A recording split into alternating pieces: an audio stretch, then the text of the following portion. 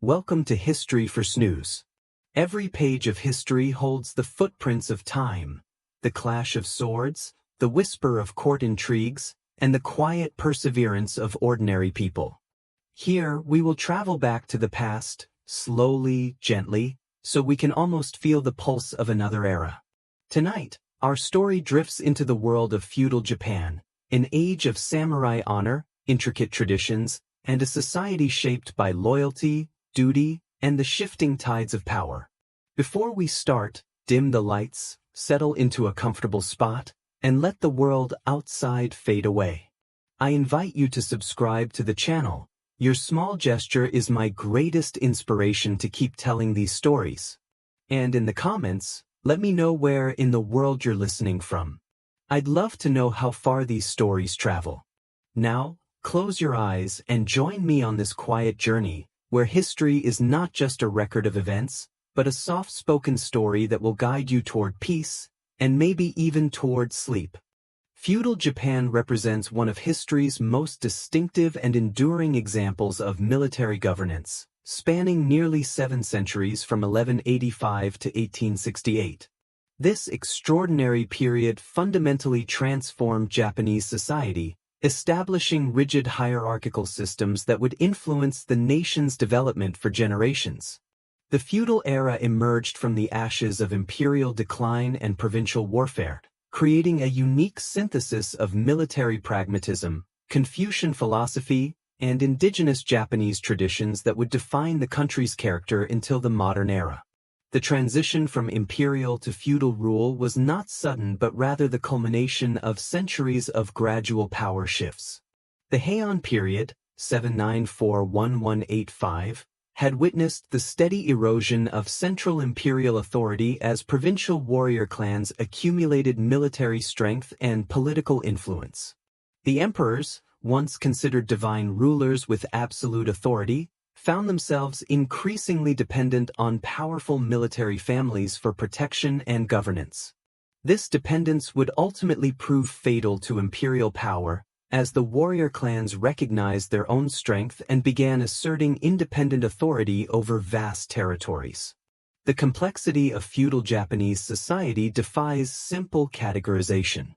Unlike European feudalism, which developed organically from the collapse of the Roman Empire, Japanese feudalism maintained the fiction of imperial legitimacy while concentrating actual power in military hands. This duality created fascinating contradictions throughout the feudal period, as emperors continued to reign ceremonially while shoguns ruled practically. The system's longevity testifies to its effectiveness in maintaining social order and political stability, even as it imposed severe constraints on individual freedom and social mobility.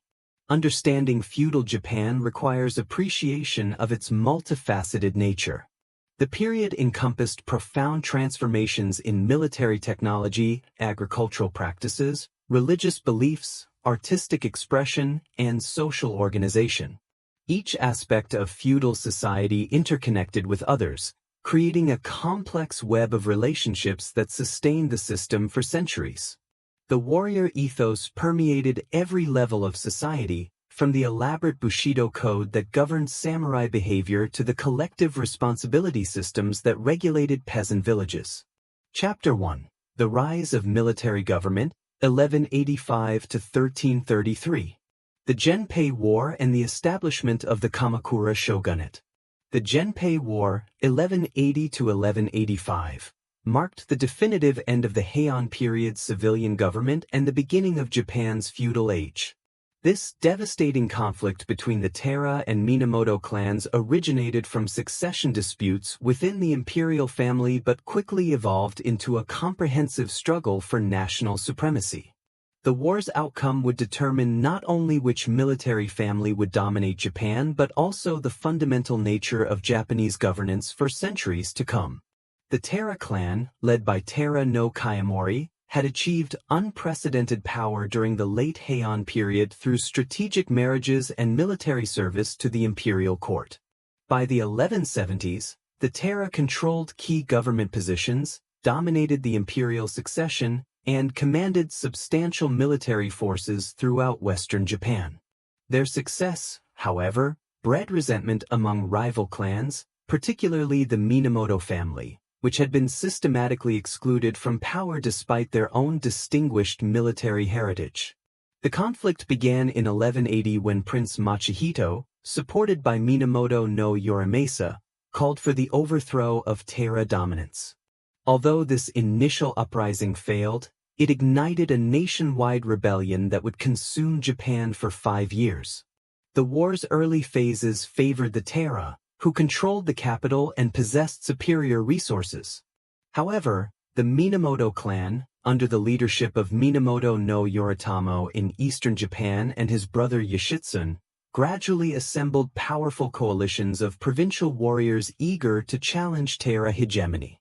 The decisive Battle of Dan no Yura in 1185 ended Taira resistance and established Minamoto supremacy. This naval engagement in the inland sea saw the complete destruction of the Taira fleet and the deaths of virtually the entire Taira leadership, including the child Emperor Antoku. The battle's aftermath left Minamoto no Yoritomo as the undisputed military leader of Japan, positioning him to create entirely new forms of governance that would define the feudal period. Yoritomo's establishment of the Kamakura shogunate in 1192 represented a revolutionary development in Japanese political organization. Rather than simply replacing the Taira at court, Yoritomo created an independent military government based in Kamakura, far from the imperial capital of Kyoto.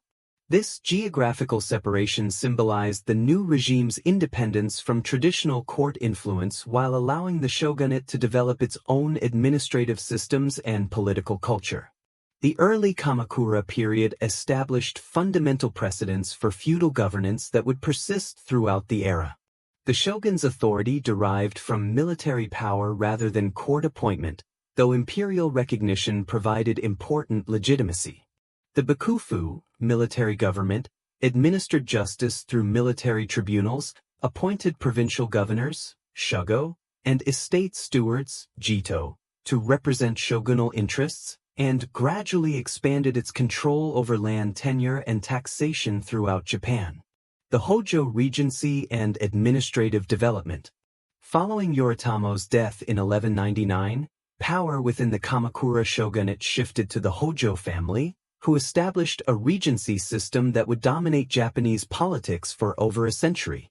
The Hojo regents faced the complex challenge of governing a decentralized society while maintaining the fiction of Minamoto legitimacy. Their success in balancing these competing demands created sophisticated administrative systems that served as models for later feudal governments. The Hojo Regency period witnessed significant legal and administrative innovations that strengthened feudal governance. The Jōai Code of 1232 represented the first comprehensive legal framework designed specifically for warrior society, establishing clear principles for property rights, inheritance, and judicial procedures. This legal code recognized the distinctive needs of military governance while incorporating traditional Japanese customs and Chinese legal principles. Administrative efficiency became a hallmark of Hojo rule, as the regents developed bureaucratic systems capable of managing complex political and economic relationships across Japan. The Shugojito system created parallel hierarchies of provincial governors and estate stewards, allowing the shogunate to exercise authority at multiple levels of society. These officials served as intermediaries between the central government and local communities, collecting taxes, maintaining order, and implementing shogunal policies. The Mongol invasions of 1274 and 1281 tested the Kamakura government's military and administrative capabilities while creating enormous financial strains that would ultimately contribute to the shogunate's downfall. The invasions required unprecedented mobilization of warrior forces, massive defensive preparations, and sustained military campaigns that drained the shogunate's resources. Although Japan successfully repelled both invasions, the costs proved devastating to the Kamakura regime's fiscal stability. The aftermath of the Mongol invasions revealed fundamental weaknesses in the feudal system's reward mechanisms. Warriors who had participated in the defense expected compensation for their service, but the invasions had produced no conquered territories or tribute to distribute. This crisis of expectations created widespread dissatisfaction among the warrior class and undermined loyalty to the Kamakura government. The decline of Kamakura authority. By the early 14th century, multiple factors had weakened Kamakura authority and created conditions for political upheaval. Economic pressures from the Mongol invasions, succession disputes within the imperial family, and growing warrior dissatisfaction combined to destabilize the shogunal regime. The emergence of powerful provincial leaders who operated independently of shogunal control further eroded central authority. The Go-Daigo emperor's attempt to restore imperial rule in the 1330s provided a focal point for anti-Kamakura sentiment while revealing the continued symbolic importance of imperial legitimacy. Although Go-Daigo's initial rebellion failed, his persistence and ability to attract warrior support demonstrated the shogunate's declining credibility. The emperor's escape from exile and renewed resistance efforts galvanized opposition to Hojo rule throughout Japan. The defection of Ashikaga Takauji, one of the shogunate's most important military commanders, marked the beginning of the end for Kamakura authority. Takauji's decision to support Go-Daigo reflected calculations about the regime's viability and his own ambitions for power. His betrayal triggered a cascade of similar defections that left the Hojo regents increasingly isolated and militarily vulnerable. The fall of Kamakura in 1333 ended the first shogunal regime and initiated a period of political fragmentation that would characterize the 14th century. The destruction of Hojo power created opportunities for new political arrangements while demonstrating both the strengths and limitations of feudal governance systems.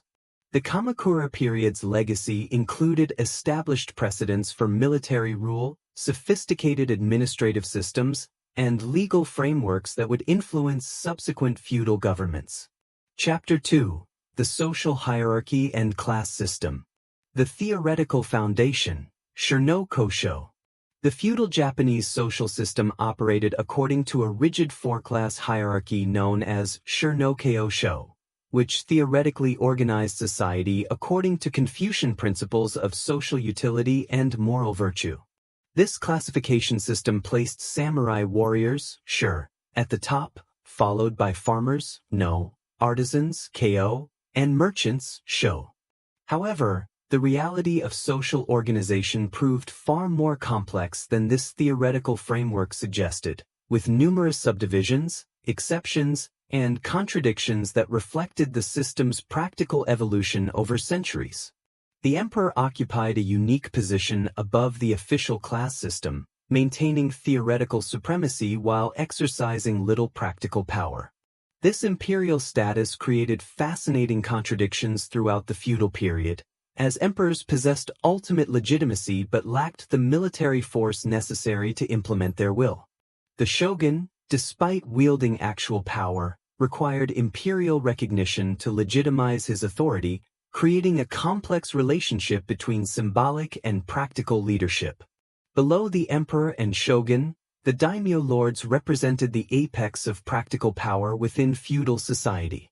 These territorial magnates controlled vast domains, commanded substantial military forces, and exercised judicial and administrative authority over millions of subjects.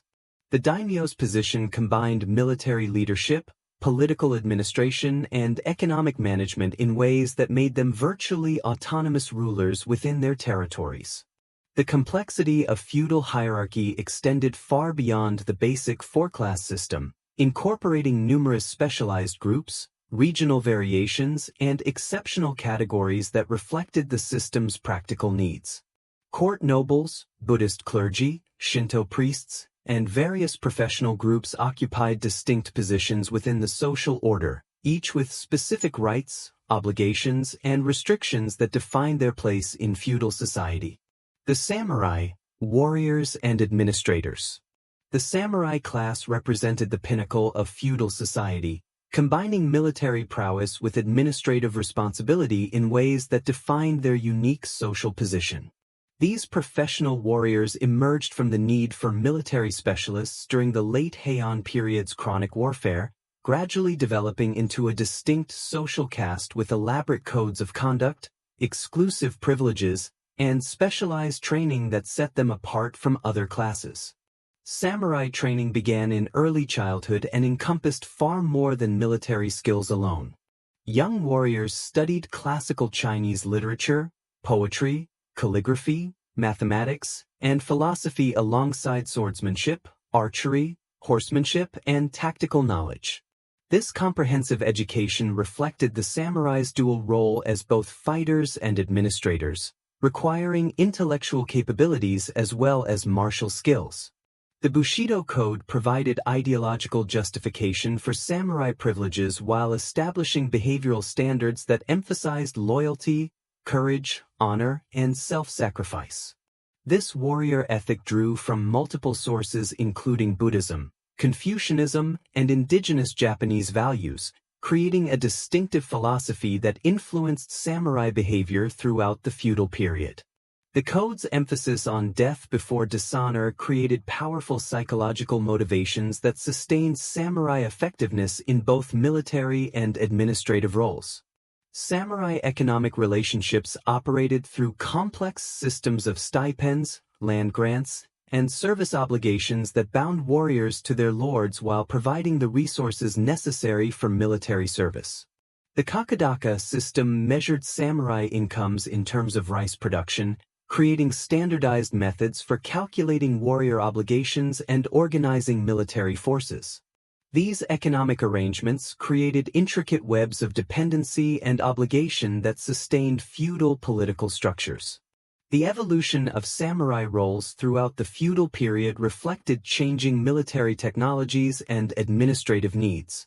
Early samurai functioned primarily as mounted archers, but the introduction of firearms and changes in battlefield tactics required adaptation to new forms of warfare. Similarly, prolonged peace during the Edo period transformed many samurai into bureaucrats and scholars, creating tensions between warrior ideals and practical administrative functions. Samurai women occupied unique positions within feudal society, possessing greater freedoms and responsibilities than women of other classes while remaining subordinate to male authority. Some samurai women received military training and participated in combat, particularly during castle sieges where their knowledge of the stronghold's layout proved valuable. However, the increasing emphasis on male lineage and military hierarchy gradually reduced women's roles within samurai society. Farmers, the foundation of feudal economy. Despite their elevated theoretical status as the second highest class in feudal society, farmers faced grinding poverty and severe restrictions that made their daily lives far more difficult than their official ranking suggested. The majority of Japan's population worked in agriculture, producing the rice that sustained the entire feudal system while surrendering enormous portions of their harvest to feudal lords through taxation and tribute systems. Agricultural techniques remained relatively primitive throughout most of the feudal period, relying heavily on human and animal labor with limited mechanical assistance. Farmers used wooden plows, hand tools, and simple irrigation systems that required intensive labor investment while producing modest yields by modern standards.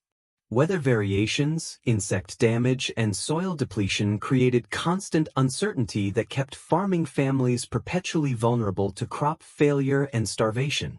The village community served as the primary organizational unit for rural life, creating collective institutions that managed agricultural production, maintained social order, and mediated between individual families and feudal authorities.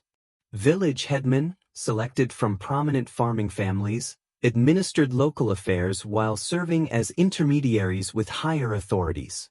These leaders balanced the competing demands of protecting their communities while satisfying feudal obligations. Land tenure systems created complex relationships between farmers, local lords, and the central government that defined rural social and economic organization. Most farmers worked as tenants rather than landowners, paying rent in rice while providing various forms of labor service to their landlords. These arrangements created dependencies that limited farmers' mobility and economic opportunities while ensuring stable labor forces for agricultural production. The Nengu taxation system imposed enormous burdens on farming communities, requiring villages to deliver fixed quantities of rice regardless of actual harvest conditions. Poor weather, natural disasters, or pest infestations could not excuse tax obligations, forcing communities to surrender seed rice or subsistence supplies to meet their quotas. This inflexibility created cycles of debt and dependency that trapped rural communities in poverty. Collective responsibility systems made entire villages liable for the actions of individual members, creating powerful incentives for social conformity and mutual surveillance. The Ganingumi system organized households into groups of 5 families, each responsible for the other's behavior and tax obligations. This arrangement effectively transformed every farmer into a government informant while ensuring collective compliance with feudal regulations. Artisans, skilled craftsmanship in feudal society. Artisans occupied the 3rd tier of the official social hierarchy, valued for their ability to create the tools, weapons, luxury goods, and infrastructure necessary for feudal society's functioning. Despite their essential economic role, artisans remained subject to extensive regulations and social restrictions that limited their political influence and economic opportunities while ensuring steady production of goods needed by higher classes. Craft specialization reached sophisticated levels during the feudal period, with artisans developing extraordinary skills in metalworking, textiles, ceramics, woodworking, and other trades that produced goods of exceptional quality and artistic merit.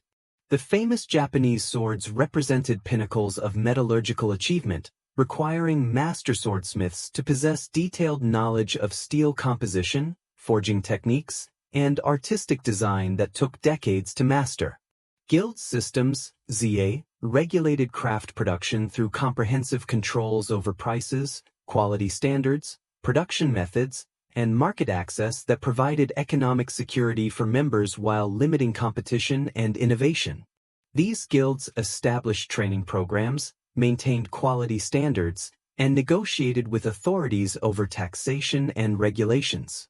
However, guild restrictions often prevented technological improvements or production efficiencies that might have benefited both craftsmen and consumers. Urban concentrations of artisans created specialized districts within major cities where craftsmen of similar trades clustered together, sharing techniques, resources, and markets while maintaining competitive relationships. These craft quarters became centers of cultural innovation and artistic development, producing distinctive regional styles and technical advances that influenced Japanese aesthetics for centuries. The relationship between artisans and their customers created complex social dynamics that reflected broader hierarchical relationships within feudal society. Craftsmen served samurai, daimyo, temples, and wealthy merchants while remaining legally subordinate to their patrons. The finest artisans could achieve considerable prosperity and social recognition through their skills, but their elevated status remained dependent on continued patronage from higher-ranking clients. Working conditions for artisans varied dramatically depending on their specialization, location, and economic circumstances. Master craftsmen operating established workshops enjoyed relative comfort and security, while apprentices and journeymen faced years of difficult training and uncertain prospects. Many artisan families worked in cramped, poorly ventilated workshops using dangerous materials and primitive equipment that created health hazards and safety risks. Merchants, wealth without status. Merchants occupied the lowest position in the official social hierarchy despite often possessing considerable wealth and economic influence that exceeded many samurai and farmers. This contradiction between economic reality and social theory created ongoing tensions throughout the feudal period, as successful merchants accumulated resources and influence while remaining legally subordinate to much poorer members of higher classes. Confucian ideology provided theoretical justification for merchants' low status by characterizing commerce as parasitic activity that produced no tangible value while profiting from others' labor.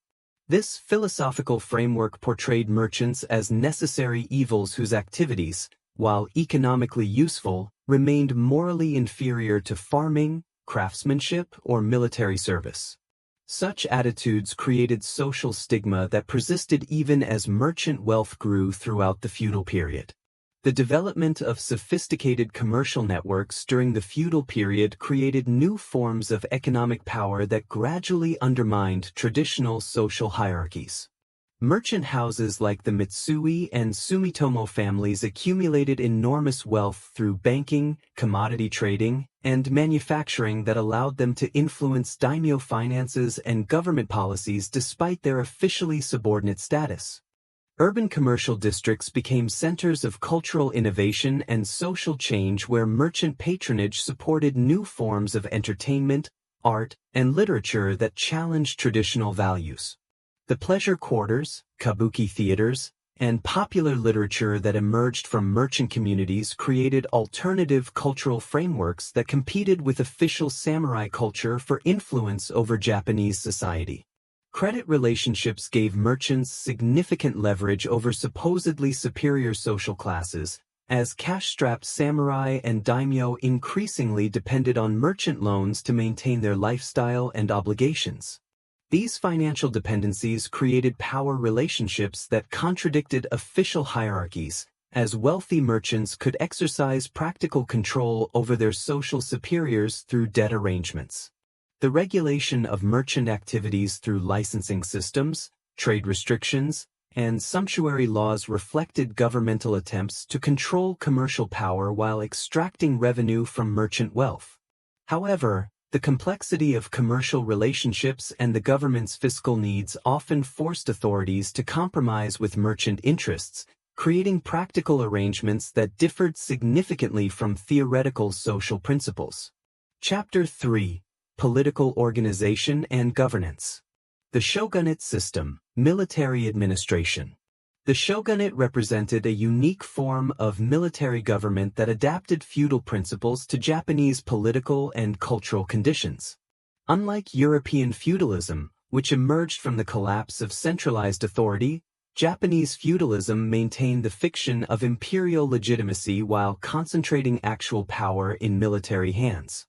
This arrangement created complex relationships between symbolic authority and practical governance that characterized the entire feudal period.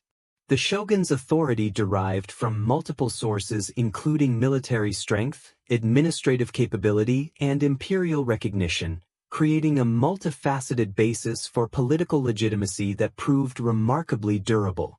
Military power provided the foundation for shogunal control, but effective governance required sophisticated administrative systems and widespread acceptance of shogunal authority by regional lords and local communities. Shogunal administration operated through complex bureaucratic systems that managed military affairs, judicial proceedings, taxation, and diplomatic relations while maintaining the fiction of serving imperial interests. The Mandakoro, administrative office, Samurai-dokoro, military office, and Manchujo, judicial office, represented specialized departments that handled different aspects of governance while coordinating their activities through central planning and communication systems. The relationship between the shogunate and imperial court created fascinating political dynamics that reflected broader tensions between traditional authority and military power. Emperors maintained ceremonial functions and cultural influence while remaining financially and politically dependent on shogunal support. This arrangement satisfied traditional expectations while allowing efficient military governance of practical affairs. Regional administration operated through networks of appointed officials who represented shogunal interests while adapting central policies to local conditions. The shugo, provincial governors, and jito, estate stewards, served as crucial intermediaries between the central government and local communities, implementing policies, collecting taxes, and maintaining order while building personal power bases that sometimes conflicted with central authority. The evolution of shogunal administration throughout the feudal period reflected changing military technologies, economic conditions, and political challenges that required adaptive responses. Early shogunates focused primarily on military organization and basic administration, while later regimes developed comprehensive governmental systems that managed complex social and economic relationships throughout Japan.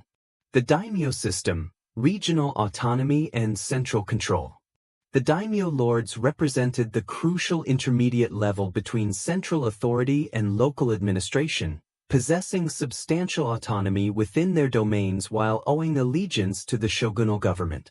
These territorial magnates controlled vast estates, commanded military forces, administered justice, and managed economic activities that made them virtually independent rulers within their territories. Daimyo domains varied enormously in size, wealth, and strategic importance, creating complex hierarchies within the feudal system that reflected both historical circumstances and ongoing political relationships. The great lords of major domains wielded influence comparable to independent rulers, while smaller daimyo managed limited territories with modest resources. These differences created intricate political dynamics that shaped national and regional development throughout the feudal period. The relationship between daimyo and the central government evolved considerably throughout the feudal era, reflecting changing balances between regional autonomy and central control. Early periods witnessed substantial daimyo independence, while later shogunates, particularly the Tokugawa, developed sophisticated mechanisms for controlling regional lords while preserving their administrative functions and social status. Administrative systems within daimyo domains often paralleled shogunal organization, creating miniature governments that managed military affairs, taxation, justice, and economic development within their territories. Many domains developed distinctive administrative practices and cultural traditions that reflected local conditions and daimyo preferences while maintaining overall compatibility with national systems. The Sankenkotai system represented the most sophisticated mechanism for controlling daimyo behavior while maintaining their administrative functions. This requirement that daimyo spend alternating years in the shogunal capital, while their families remained as permanent hostages, created enormous financial burdens that limited daimyo independence while ensuring their regular attendance at court and exposure to central government influence. Economic relationships between daimyo and the central government involved complex systems of tribute, military service, and public works obligations that bound regional lords to national policies while allowing them to retain substantial resources for domain administration. These arrangements required constant negotiation and adjustment to maintain balance between central authority and regional autonomy. Local governance, villages and communities. Village administration represented the foundation of feudal governance, creating institutions that managed daily life for the vast majority of Japan's population while serving as intermediaries between individual families and higher authorities. These communities developed sophisticated systems of self-governance that balanced local needs with external obligations while maintaining social stability and economic productivity. The Ganingumi system created collective responsibility arrangements that made groups of 5 households liable for each other's behavior and obligations, effectively transforming every village resident into a participant in governance and social control. This system ensured compliance with regulations while distributing administrative responsibilities throughout the community. Members of each group monitored their neighbors' activities, reported suspicious behavior, and collectively paid taxes or penalties imposed on group members. Village assemblies provided forums for community decision-making on issues affecting local welfare, agricultural practices, and relationships with external authorities. These meetings allowed community input on important decisions while maintaining hierarchical relationships between village leaders and ordinary residents. The assembly's influence varied considerably depending on local circumstances and the personalities of village leaders. Dispute resolution within villages typically involved mediation by respected community members rather than formal legal proceedings, reflecting preferences for maintaining social harmony over strict application of legal principles.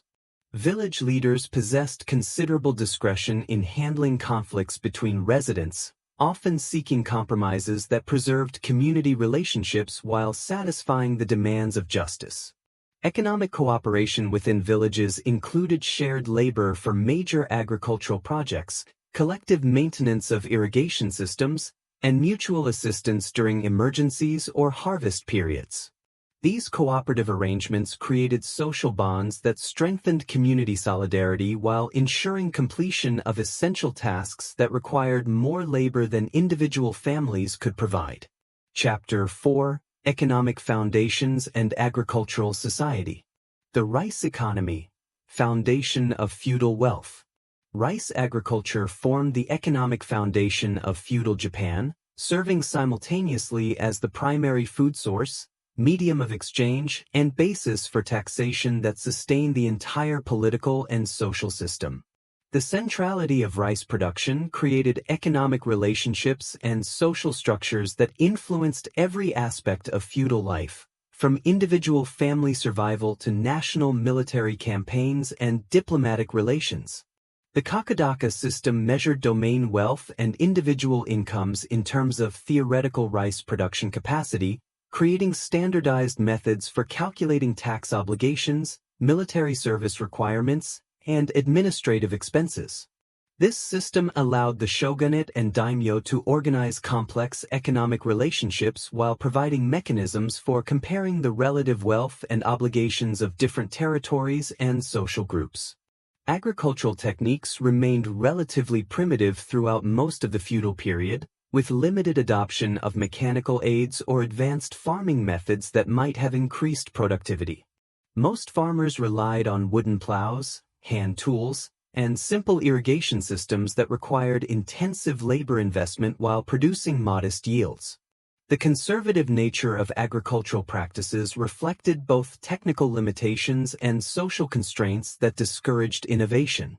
Irrigation systems represented crucial infrastructure investments that required collective labor and sophisticated engineering to create and maintain the water distribution networks necessary for rice cultivation. Major projects involved entire regions in construction and maintenance activities that strengthened community bonds while creating dependencies between upstream and downstream communities that required ongoing negotiation and cooperation. Seasonal labor demands created intense work periods during planting, weeding, and harvesting that required mobilization of entire families and communities to complete essential tasks within narrow time windows. The agricultural calendar determined the rhythm of rural life, with periods of intense activity alternating with relative leisure that allowed for craft production, religious observances, and social activities. Weather variations created enormous uncertainty in agricultural production, with droughts, floods, unseasonable temperatures, and storms potentially destroying entire harvests and creating widespread famine. The lack of effective storage and transportation systems meant that regional crop failures often led to starvation even when other areas enjoyed abundant harvests. These vulnerabilities made rural communities perpetually aware of their dependence on natural conditions beyond their control. Taxation and economic exploitation. The Nengu taxation system imposed crushing burdens on agricultural communities, typically requiring villages to surrender between 40% and 60% of their rice harvest to feudal lords regardless of actual production conditions. This inflexible system created enormous hardships for farming families while providing the resources necessary to support the samurai class and maintain feudal government operations. Tax collection procedures involved detailed inspections of agricultural production, careful measurement of harvested rice, and strict enforcement of payment schedules that left little room for negotiation or adjustment based on local circumstances. Village headmen bore responsibility for ensuring complete tax collection, creating tensions between community loyalty and obligations to higher authorities. Alternative taxes supplemented rice collections and included labor service, craft production, and payments in other agricultural products that provided additional resources for feudal authorities. These obligations often required families to divert time and energy from subsistence activities, creating further pressures on household economies that already operated at minimal survival levels. Debt relationships frequently developed when communities could not meet their tax obligations, forcing villages to borrow rice or money from moneylenders at high interest rates while using future harvests as collateral. These arrangements created cycles of dependency that made escape from poverty virtually impossible while enriching merchant lenders who accumulated substantial wealth through rural debt arrangements. Emergency levies for military campaigns, public works projects, or natural disaster response imposed additional burdens on already strained rural economies. These irregular demands could require communities to provide not only additional resources but also labor service that disrupted agricultural activities during crucial periods of the farming calendar. The cumulative effect of various taxes and obligations left most farming families with barely enough resources to survive, creating subsistence economies that provided little opportunity for capital accumulation or investment in improved agricultural techniques. This economic pressure ensured social stability by preventing the accumulation of resources that might support challenges to feudal authority while maintaining rural communities in perpetual vulnerability. Craft production and proto-industrial development. Craft production developed sophisticated levels of specialization and technical achievement during the feudal period, creating goods of exceptional quality that served both utilitarian and artistic functions.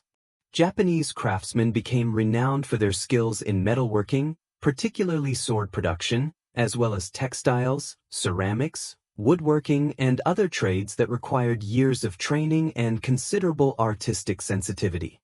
Guild systems provided organizational structures for craft production while regulating competition, maintaining quality standards, and negotiating with political authorities over taxation and operating conditions. These CA guilds created protected markets for their members while establishing comprehensive training programs that preserved traditional techniques and maintained high standards of craftsmanship. Urban craft quarters developed in major cities where artisans of similar trades clustered together, sharing techniques, materials, and customers while maintaining competitive relationships. These specialized districts became centers of technological innovation and cultural development where new techniques spread rapidly and artistic traditions evolved through constant interaction between skilled craftsmen.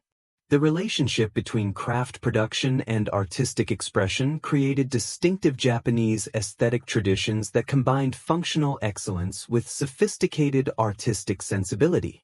The concept of mono no aware, the pathos of things, influenced craftsmen to create objects that embodied both practical utility and emotional resonance, resulting in everyday items that possessed profound aesthetic and spiritual significance.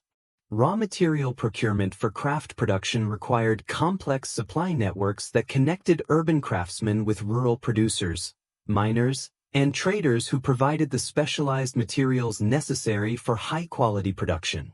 These economic relationships created interdependencies between different regions and social groups that contributed to national economic integration while supporting local specializations.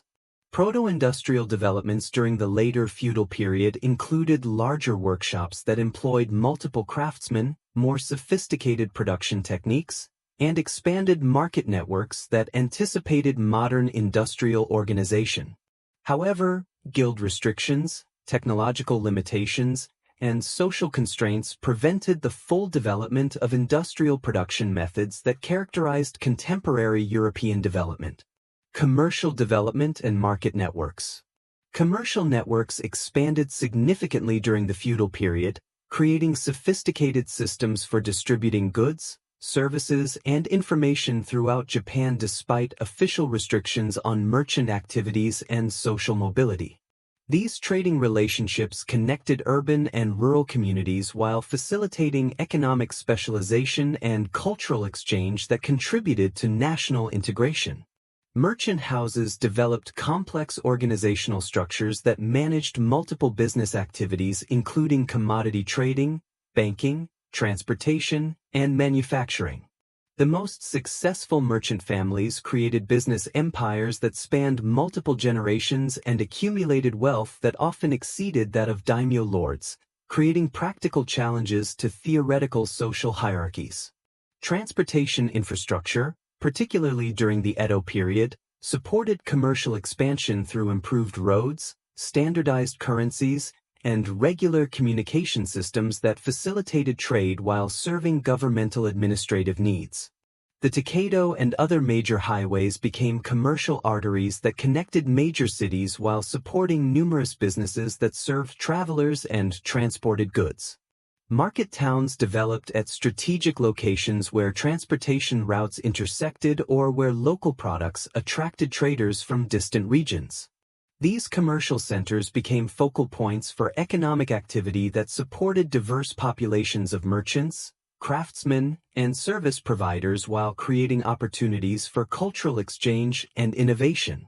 Credit systems allowed merchants to finance large-scale trading operations while providing loans to samurai, farmers, and other social groups who required cash for various purposes. These financial relationships created practical power arrangements that contradicted official social hierarchies, as wealthy merchants gained influence over supposedly superior social classes through debt relationships. Regulation of commercial activities reflected governmental attempts to control merchant power while extracting revenue from commercial wealth. However, the complexity of economic relationships and the government's fiscal needs often forced authorities to compromise with merchant interests, creating practical arrangements that differed significantly from theoretical social principles. Chapter 5. Military Organization and the Warrior Culture. The evolution of samurai warfare. The samurai warrior class underwent significant transformation throughout the feudal period, adapting to changing military technologies, battlefield tactics, and social expectations while maintaining their distinctive identity and privileged position within Japanese society. These professional soldiers evolved from individual mounted archers to members of disciplined formations employing diverse weapons and sophisticated tactical systems. Early samurai warfare emphasized individual combat between mounted warriors using bows, swords, and naginata, halberds, in duels that combined martial skill with personal honor. These engagements followed elaborate protocols that included formal challenges, identification of combatants, and recognition of exceptional performance. The emphasis on individual prowess reflected the personal nature of feudal relationships and the importance of reputation in warrior society. The introduction of firearms by Portuguese traders in the mid-16th century revolutionized Japanese warfare, requiring rapid adaptation to new tactical systems and battlefield organization. Matchlock rifles proved devastatingly effective against traditional armor and forced commanders to develop new formations, fortification designs, and strategic concepts that integrated gunpowder weapons with existing military traditions. The rise of Ashigaru, foot soldiers, reflected changing military needs that emphasized disciplined formations over individual combat prowess. These common soldiers, armed with spears, firearms, and other weapons, comprised the bulk of feudal armies while serving under samurai officers. The increasing importance of Ashigaru forces demonstrated the evolution toward more professional military organization. Castle siege warfare required sophisticated engineering capabilities and complex logistical operations that involved thousands of soldiers, specialized equipment, and extended campaigns. The great sieges of the late 16th century, including Odawara and Osaka, demonstrated the massive scale of military operations and the technological sophistication achieved by feudal armies. Naval warfare played crucial roles in several major conflicts, particularly during the Mongol invasions and various campaigns to control strategic waterways. Although Japanese naval technology generally lagged behind developments in China and Korea, coastal geography provided natural defensive advantages that Japanese commanders learned to exploit effectively. The Bushido Code, ideology of the warrior class. The Bushido Code represented the philosophical and ethical foundation of samurai identity, combining elements from Buddhism, Confucianism, and indigenous Japanese values to create a distinctive warrior ideology that justified samurai privileges while establishing behavioral standards for the military class. This complex ethical system evolved throughout the feudal period, adapting to changing social conditions while maintaining core principles. Loyalty constituted the fundamental virtue of Bushido, requiring absolute devotion to one's lord and willingness to sacrifice personal interests, family relationships, and life itself in service to feudal obligations. This emphasis on loyalty created powerful bonds between samurai and their masters while providing ideological justification for the hierarchical relationships that structured feudal society. Honor represented another crucial component of Bushido ideology, requiring samurai to maintain their reputation through courageous behavior, honest dealings, and adherence to warrior principles even at great personal cost. The concept of shame as worse than death created powerful psychological motivations that influenced samurai behavior in both military and civilian contexts. The acceptance of death as preferable to dishonor distinguished samurai ideology from other social philosophies and created a distinctive warrior mentality that emphasized spiritual preparation for mortality. The practice of seppuku, ritual suicide, provided a mechanism for maintaining honor in impossible situations while demonstrating ultimate commitment to warrior principles. Martial virtues including courage, skill with weapons, and tactical knowledge represented essential components of samurai identity that required constant cultivation through training and practice. The mastery of multiple weapons, military strategy, and combat techniques created professional capabilities that justified samurai's social position while requiring lifelong dedication to martial development. Cultural refinement balanced martial virtues within Bushido ideology, requiring samurai to cultivate artistic sensibilities, literary knowledge, and aesthetic appreciation alongside military skills. This emphasis on cultural development reflected the samurai's administrative responsibilities and social leadership while creating distinctive forms of warrior culture that influenced Japanese artistic traditions. Castle architecture and defensive systems. Castle construction represented one of the most impressive achievements of feudal military engineering, combining sophisticated defensive designs with administrative centers and symbols of political authority. These fortifications evolved dramatically throughout the feudal period, adapting to changing military technologies while serving multiple functions as military bases, governmental centers, and expressions of daimyo power and prestige. Early castle designs emphasized natural defensive advantages, utilizing elevated positions, river barriers, and difficult terrain to create strongholds that could withstand siege warfare with relatively simple fortifications.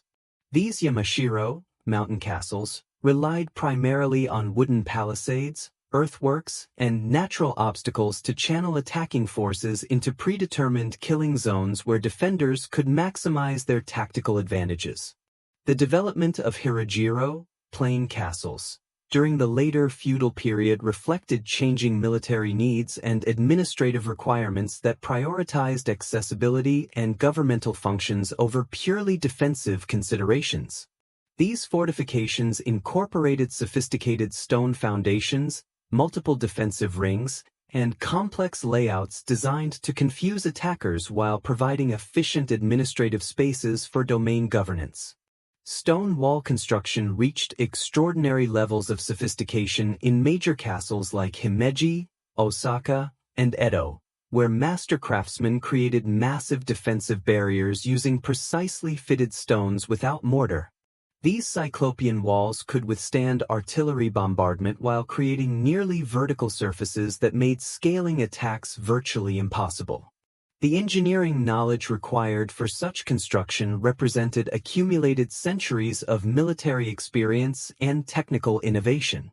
The introduction of firearms forced dramatic adaptations in castle design, requiring lower walls, angled bastions, and specialized firing positions that could accommodate matchlock rifles and early cannons. These modifications created new architectural forms that balanced traditional Japanese aesthetic principles with practical military requirements for gunpowder warfare. Castle towns developed around major fortifications, creating integrated urban complexes that combined military installations with commercial districts, residential areas, and administrative centers. These jokamichi served as regional capitals where daimyo maintained their courts while supporting populations of samurai, craftsmen, merchants, and service providers who contributed to domain administration and economic development. Military technology and innovation. The feudal period witnessed remarkable developments in military technology, from the perfection of traditional Japanese weapons to the adaptation of foreign innovations that transformed battlefield tactics and strategic planning. These technological advances reflected both indigenous ingenuity and Japan's ability to adapt foreign innovations to local conditions and preferences. Sword-making achieved extraordinary levels of technical and artistic sophistication during the feudal period, producing blades that combined practical effectiveness with aesthetic beauty. Master swordsmiths like Masamune and Muramasa developed distinctive styles and techniques that required years of training and enormous skill to master. The katana became both weapon and symbol of samurai status, with the finest blades achieving legendary reputations that persisted for centuries. The yumi, longbow, represented the traditional missile weapon of the samurai class, requiring extensive training to achieve the accuracy and power necessary for effective mounted archery. Japanese bows used composite construction techniques that created powerful weapons capable of penetrating armor at considerable distances. The ritual and ceremony surrounding archery practice reflected its cultural importance beyond mere military utility. Polearms including naginata, yari, spears, and various specialized weapons provided infantry forces with effective means for engaging mounted opponents and fighting in formation. These weapons required different training techniques and tactical applications than swords or bows, creating specialized military roles that contributed to the complexity of feudal military organization. The introduction of matchlock firearms in 1543 created revolutionary changes in Japanese military technology and tactics. Within decades, Japanese craftsmen had mastered firearm production and created distinctive weapon designs adapted to local preferences and combat conditions. The Battle of Nagakut in 1584 demonstrated the devastating effectiveness of coordinated firearm tactics against traditional samurai warfare. Artillery development followed the introduction of small arms, with Japanese founders creating cannons for both siege warfare and naval combat. However, the limited availability of suitable metals and gunpowder restricted artillery development compared to contemporary European advances. Most Japanese artillery remained relatively small and was used primarily for fortress defense rather than field operations. Armor design evolved throughout the feudal period to provide protection against changing weapons while maintaining the mobility necessary for effective combat. The distinctive lamellar construction of samurai armor created flexible protection that could be adapted to individual preferences and combat roles. Later armor incorporated protection against firearms while maintaining traditional aesthetic elements that expressed samurai identity. Chapter 6: Religious and Cultural Dimensions. Buddhism and Feudal Society. Buddhism profoundly influenced feudal Japanese society, providing philosophical frameworks for understanding hierarchy, suffering, and duty while offering spiritual consolation and practical guidance for people at every level of the social order. The religion's emphasis on karma, reincarnation, and the impermanence of worldly conditions resonated with feudal experiences of violence, uncertainty, and rigid social stratification. Zen Buddhism particularly appealed to the samurai warrior class through its emphasis on mental discipline, acceptance of death, and direct spiritual experience that complemented martial training and warrior ideology. The practice of zazen, seated meditation, provided techniques for achieving mental clarity and emotional control that proved valuable in both combat and administrative responsibilities. Major Zen monasteries became centers of learning and culture that influenced samurai education and aesthetic sensibilities. Pure Land Buddhism attracted enormous followings among farmers and urban commoners who found comfort in the promise of salvation through faith rather than complex philosophical understanding or expensive ritual practices. The accessibility of Pure Land teachings made Buddhism relevant to people whose daily struggles left little time or energy for elaborate religious practices while providing hope for better conditions in future lives. Buddhist temples served crucial social functions beyond purely religious activities, operating schools, providing medical care, serving as banks and repositories for valuable goods, and maintaining records that supported community administration. The temple registration system, Turok, created comprehensive population records while ensuring that every person maintained formal religious affiliation as a mechanism for social control. The relationship between Buddhism and political authority evolved throughout the feudal period, with different rulers adopting varying approaches to religious influence and institutional autonomy. Some periods witnessed extensive temple involvement in political affairs, while others saw systematic efforts to subordinate religious institutions to secular control.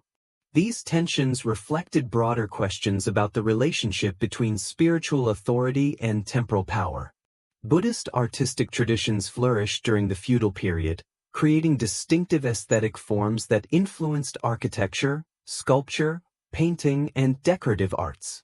The concept of wabi-sabi, finding beauty in imperfection and impermanence, became fundamental to Japanese aesthetics while reflecting Buddhist philosophical principles about the nature of existence and the acceptance of change.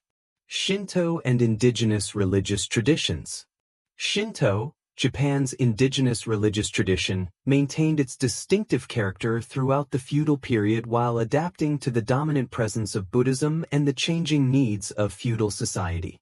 This native religion emphasized the spiritual significance of natural phenomena, ancestral veneration, and ritual purity while providing religious frameworks that connected local communities to their immediate environment and historical heritage.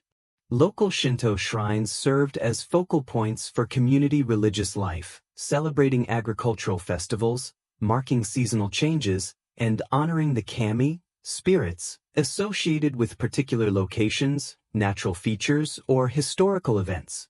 These religious observances created social bonds that strengthened village cohesion while providing spiritual meaning for the agricultural activities that dominated rural life. The syncretism between Shinto and Buddhism created distinctive religious practices that combined elements from both traditions while maintaining separate institutional structures and ritual systems. This religious fusion allowed people to participate in both traditions simultaneously, seeking different forms of spiritual assistance and participating in diverse ceremonial activities throughout the year. Purification rituals represented central components of Shinto practice, emphasizing the removal of spiritual pollution through ceremonial washing, salt purification, and other cleansing activities. These practices created frameworks for understanding moral and physical cleanliness while providing mechanisms for spiritual renewal and community participation in religious life. The relationship between Shinto and political authority involved complex negotiations between local religious traditions and national political needs.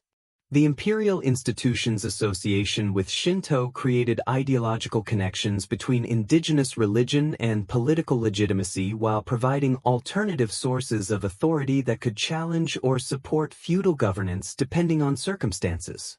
Seasonal festivals integrated Shinto religious observances with agricultural cycles and community celebrations, creating annual rhythms that provided structure and meaning to rural life. These matsuri involved entire communities in elaborate preparations and performances that reinforced social bonds while honoring the spiritual forces believed to influence agricultural success and community welfare. Confucian ethics and social order.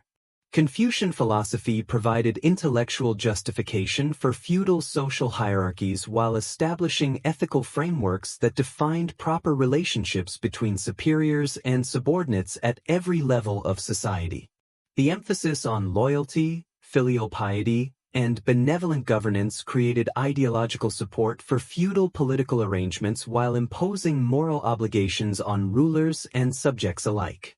The concept of benevolent rule required lords to exercise authority for the benefit of their subjects rather than purely personal advantage, creating theoretical limitations on arbitrary power while establishing standards for evaluating governmental performance.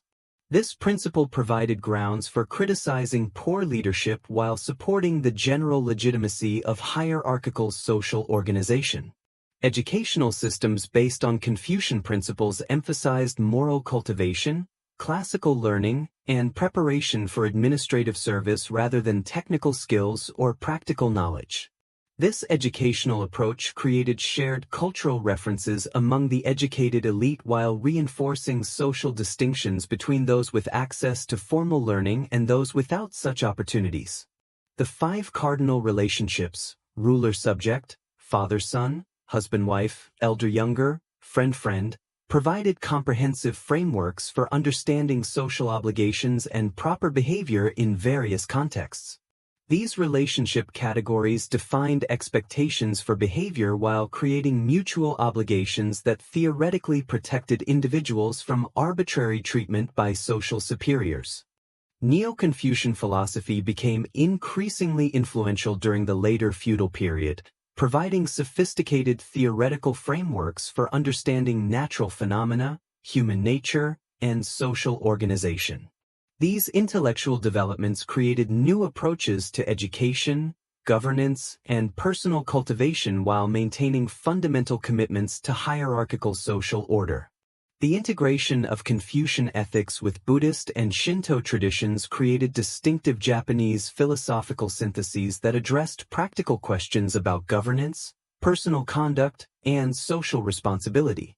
These intellectual developments influenced policy formation, educational practices, and cultural development throughout the feudal period while providing frameworks for understanding Japan's place in the broader East Asian cultural sphere.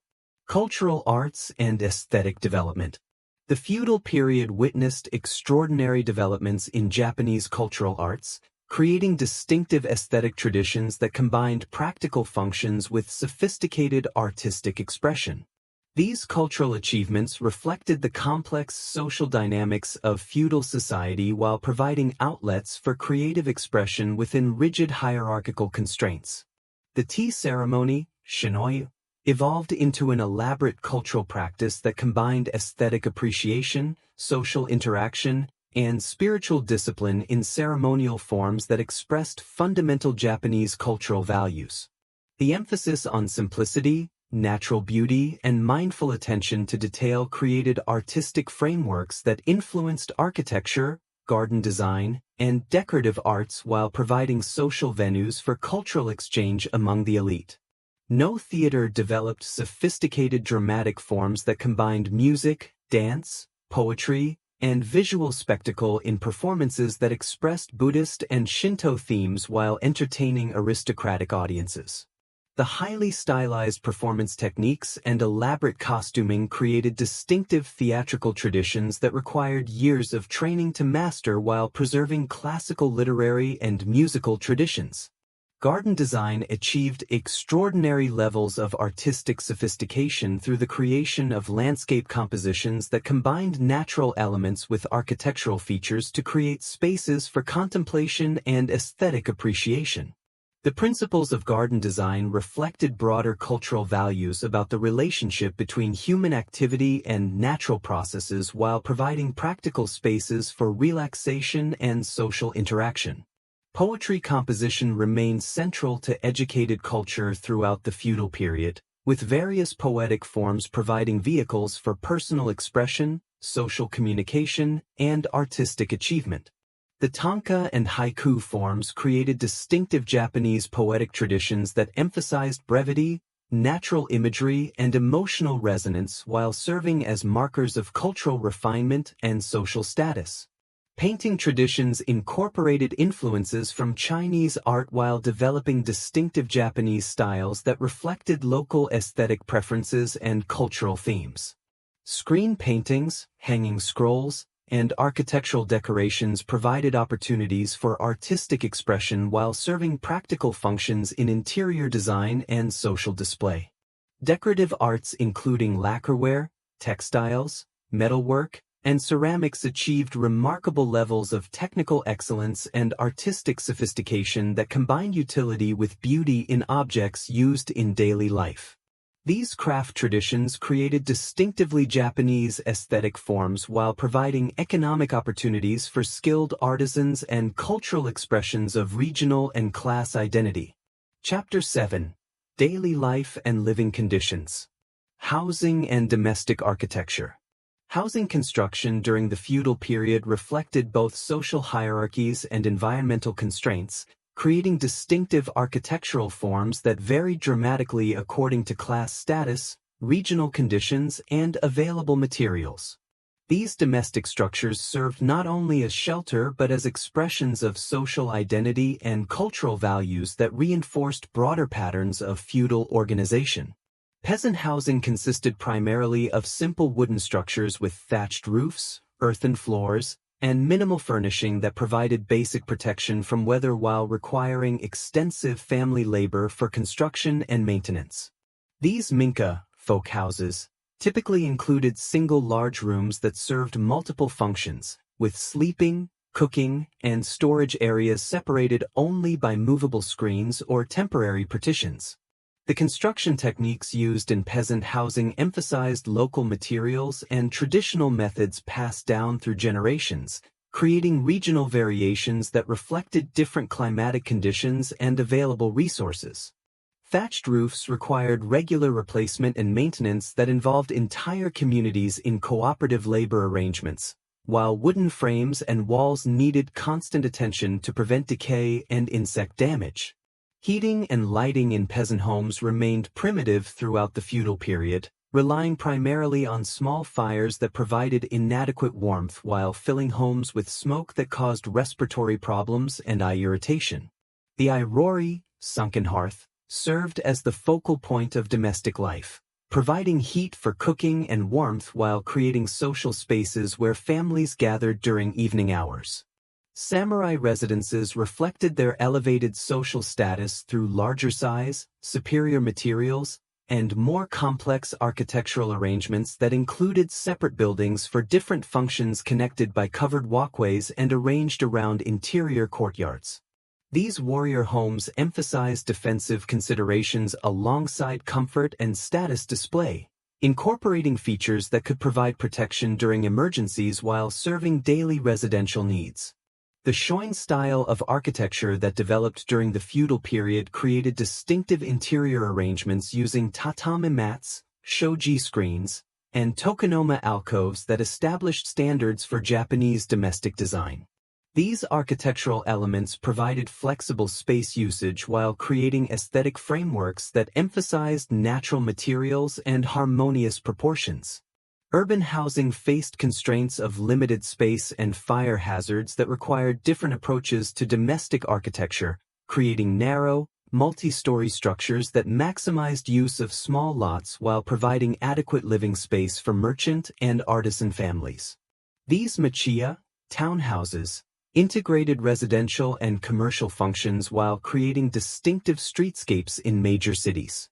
Clothing and social display. Clothing served crucial functions in feudal society beyond basic protection from weather, operating as a comprehensive system of social communication that identified class status, occupation, regional origin, and personal circumstances through carefully regulated choices of materials, colors, and styles. Sumptuary laws maintain these distinctions through detailed regulations that specified appropriate dress for each social group.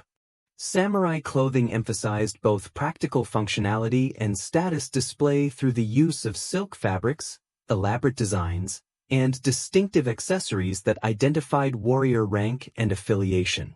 The kamishimo, formal outfit, required for court appearances included hakama, divided skirts, and haori, jackets, that created distinctive silhouettes while allowing freedom of movement necessary for martial activities. The two-sword privilege, daisho, represented the most distinctive element of samurai dress, with the wearing of katana and wakizashi serving as visible symbols of warrior status that legally distinguished samurai from all other social classes. The quality and decoration of sword mountings provided additional opportunities for status display while expressing personal taste and family heritage. Farmer clothing emphasized durability and practicality through the use of cotton, hemp, and other sturdy materials in simple designs that could withstand heavy labor while providing adequate protection from weather and agricultural hazards. The colors and styles available to farming families were strictly regulated to maintain visible distinctions from higher social classes while ensuring appropriate modesty. Artisan dress varied considerably depending on specific trades and local circumstances, but generally incorporated better materials and more elaborate designs than farmer clothing while remaining clearly inferior to samurai dress. Craft workers often wore clothing that reflected their trade specializations, with particular colors or accessories identifying metalworkers, textile producers, or other occupational groups. Merchant clothing created complex negotiations between wealth and social status, as successful merchants possessed resources for expensive clothing while remaining legally restricted to simple styles and subdued colors. These regulations created ongoing tensions between economic capability and social expectations that reflected broader contradictions within the feudal class system. Women's clothing emphasized modesty and family status through elaborate layering systems and seasonal color combinations that required considerable knowledge and resources to execute properly. The kimono became the standard female garment, with variations in quality, design, and accessories indicating social position while providing opportunities for artistic expression within acceptable limits. Diet and food culture. Dietary patterns during the feudal period varied dramatically according to social class and seasonal availability, creating nutritional hierarchies that reinforced broader social distinctions while reflecting the agricultural foundations of Japanese society. Food scarcity remained a constant concern for most people, with elaborate cuisine available only to the wealthy while commoners subsisted on basic grains and vegetables supplemented by whatever protein sources they could obtain. Rice represented the most prestigious food and served as the standard for measuring wealth and status, but most peasants consumed their rice crop as tax payments while subsisting on cheaper grains like millet, barley, and buckwheat. These alternative grains provided basic nutrition but lacked the social prestige associated with rice consumption, creating dietary hierarchies that paralleled broader class distinctions. Protein sources remained limited throughout the feudal period due to Buddhist dietary restrictions, economic constraints, and limited livestock raising. Fish provided the primary animal protein for most people, supplemented by occasional fowl and wild game. The prohibition on eating four-legged animals created distinctive Japanese dietary patterns that emphasized plant-based nutrition and seafood consumption. Seasonal availability determined food consumption patterns for most people, with periods of relative abundance alternating with seasons of scarcity that required careful resource management and food preservation techniques. The development of fermentation methods, drying techniques, and storage systems allowed communities to maintain nutrition throughout the year while creating distinctive flavors and culinary traditions. Cooking methods remained simple for most families, utilizing basic equipment and techniques that required minimal fuel while producing adequate nutrition from available ingredients. The emphasis on rice preparation, soup making, and vegetable cooking created foundational elements of Japanese cuisine while accommodating resource limitations and practical constraints. Social dining practices reflected broader hierarchical relationships through elaborate protocols that governed food service, eating order, and behavioral expectations during meals. These customs reinforced class distinctions while providing opportunities for social interaction and cultural transmission within families and communities. Regional variations in diet developed according to local agricultural conditions, available resources, and historical traditions, creating distinctive culinary cultures that reflected geographic and social differences. Coastal communities emphasized seafood consumption, mountain regions developed preservation techniques for limited resources, and agricultural areas created diverse vegetable-based cuisines. Health and medical practices. Medical knowledge during the feudal period combined traditional Chinese medicine with indigenous Japanese practices and limited empirical observation, creating healthcare systems that provided some therapeutic benefits while remaining largely ineffective against serious diseases and injuries. The understanding of disease causation emphasized spiritual and environmental factors rather than biological mechanisms, leading to treatment approaches that often proved inadequate for addressing medical problems. Traditional medical theory emphasized the balance of qi, life energy, and the harmony between body systems as foundations for health and disease prevention. Treatment methods included acupuncture, herbal medicine, dietary therapy, and massage techniques that aim to restore natural balance while addressing specific symptoms. These approaches provided some therapeutic benefits while creating frameworks for understanding health and illness. Herbal medicine represented the most sophisticated aspect of feudal medical practice, with extensive pharmacological knowledge accumulated through centuries of experience and observation. Medical practitioners compiled detailed information about plant properties, preparation methods, and therapeutic applications while developing complex prescriptions that combined multiple ingredients to address various health conditions. Surgical procedures remained extremely limited throughout the feudal period, with most medical interventions focusing on external treatments rather than invasive procedures that carried high risks of infection and death. The lack of effective anesthesia, antiseptic techniques, and anatomical knowledge severely restricted surgical capabilities while making such procedures extremely dangerous for patients. Epidemic diseases created devastating health crises that regularly swept through Japan, causing massive mortality and social disruption. Smallpox, typhoid, cholera, and other infectious diseases spread rapidly through densely populated areas with poor sanitation, killing large percentages of affected populations while creating ongoing public health challenges that exceeded available medical capabilities. Mental health understanding remained rudimentary, with psychological disorders typically attributed to spiritual causes rather than medical conditions requiring treatment. The social stigma associated with mental illness created additional hardships for affected individuals while limiting opportunities for developing effective therapeutic approaches. Women's health faced particular challenges due to limited medical knowledge about reproductive processes, childbirth complications, and gender-specific health issues. Maternal mortality rates remained extremely high, with many women dying in childbirth or from pregnancy-related complications that could not be effectively treated with available medical knowledge and techniques. Chapter 8. Women in Feudal Society. Legal Status and Rights. Women's legal status during the feudal period remained subordinate to male authority at every level of society, with legal systems that treated women as perpetual minors requiring male guardianship throughout their lives. These legal restrictions reflected broader cultural assumptions about gender roles and capabilities while creating practical limitations that severely constrained women's economic and social opportunities.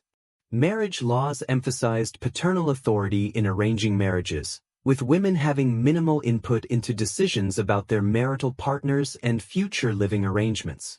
These arranged marriages served primarily economic and political functions, strengthening alliances between families while consolidating property holdings and ensuring appropriate social matches according to class and regional considerations.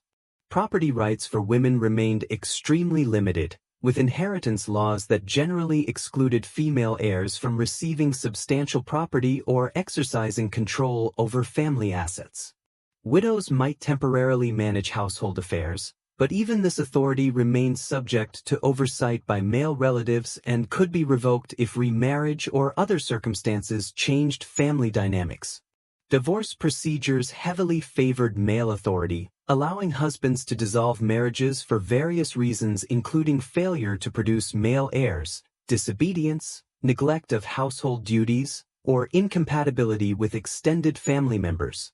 Women faced much greater difficulty obtaining divorces and typically lost access to children and property when marriages ended, creating powerful incentives to maintain marital relationships despite personal unhappiness.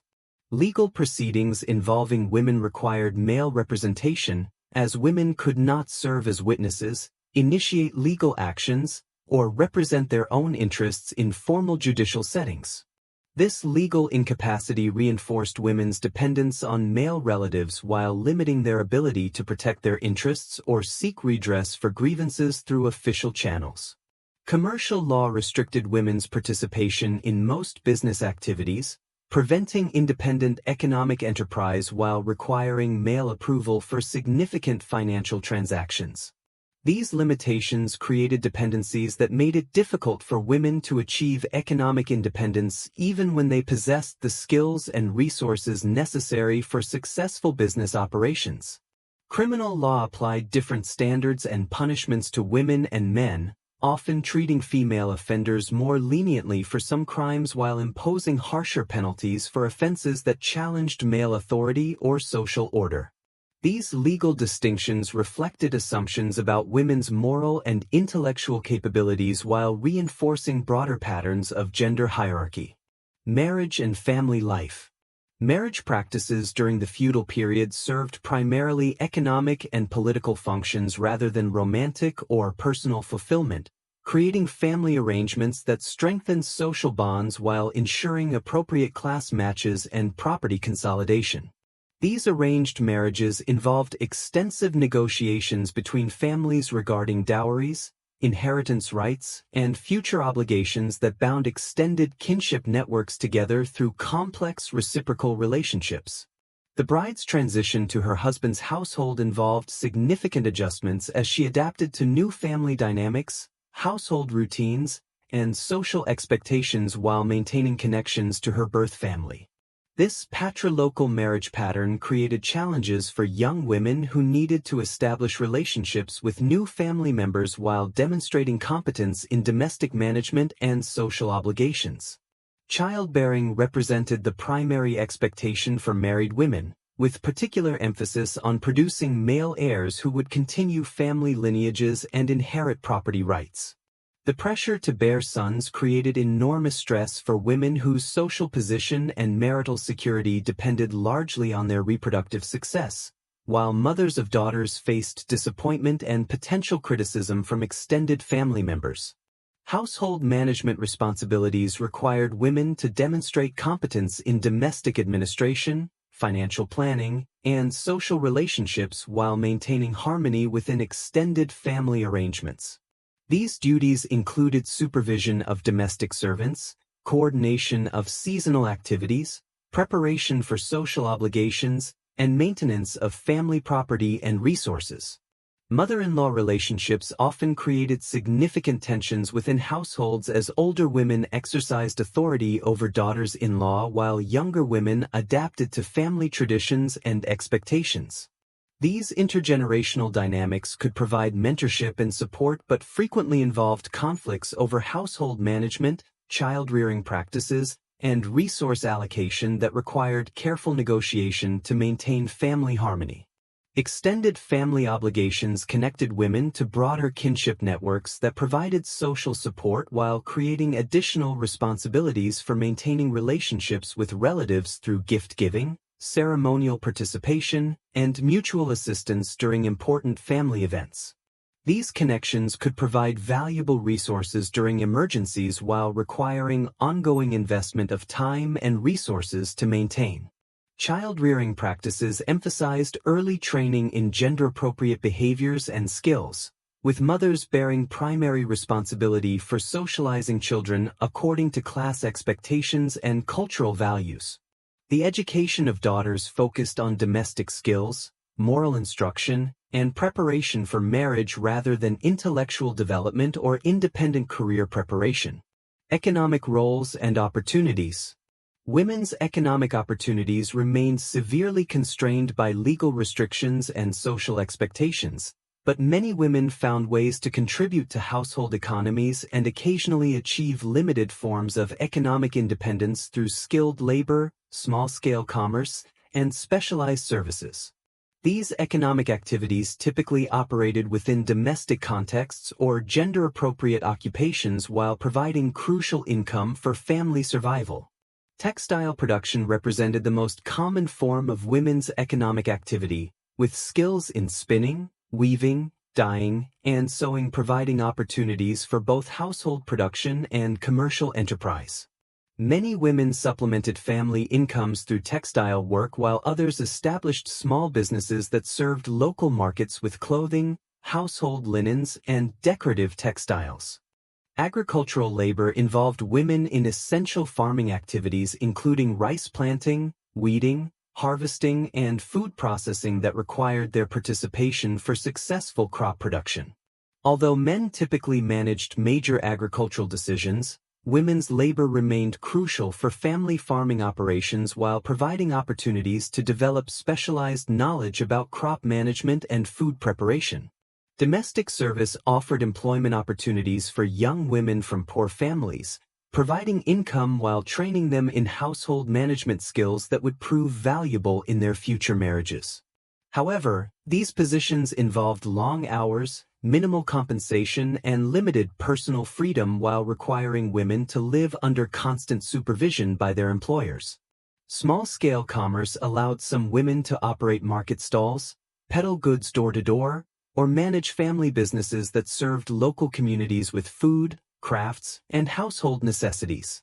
These commercial activities required entrepreneurial skills and social connections while providing opportunities for economic independence within carefully defined social boundaries.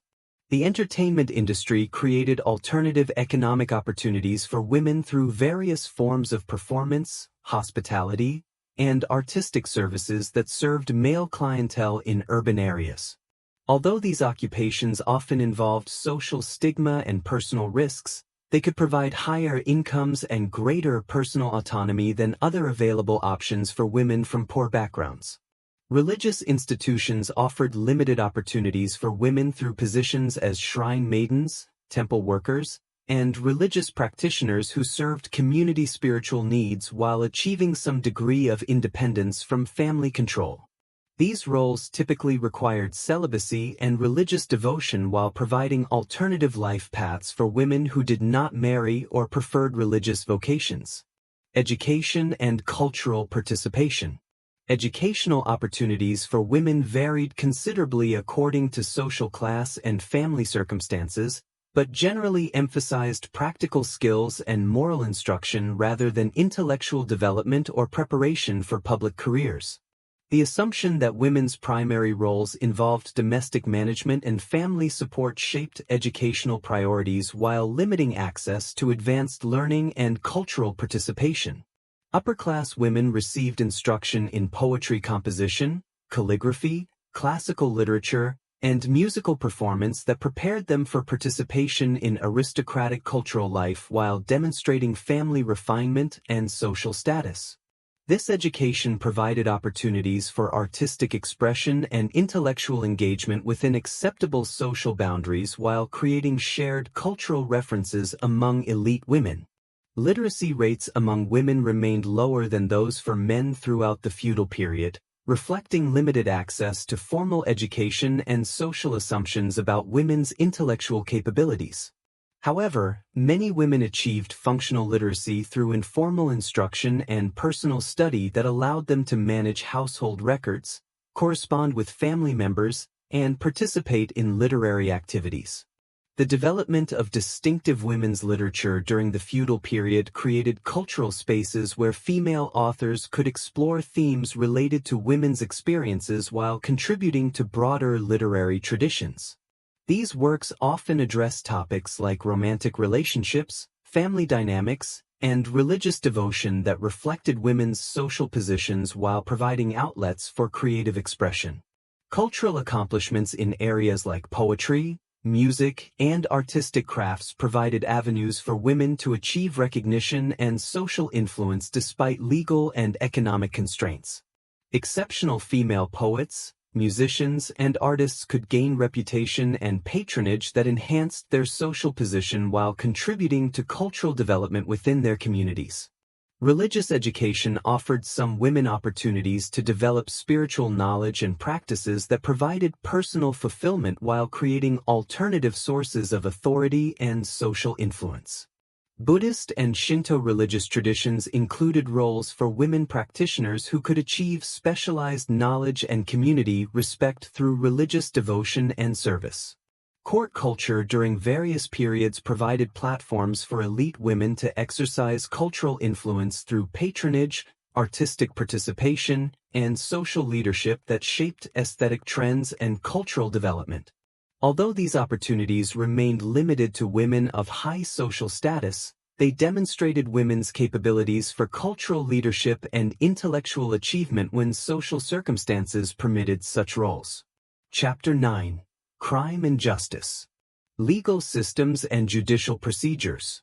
The feudal justice system operated according to principles fundamentally different from modern legal concepts, emphasizing collective responsibility, social hierarchy, and maintenance of order rather than individual rights or proportional punishment.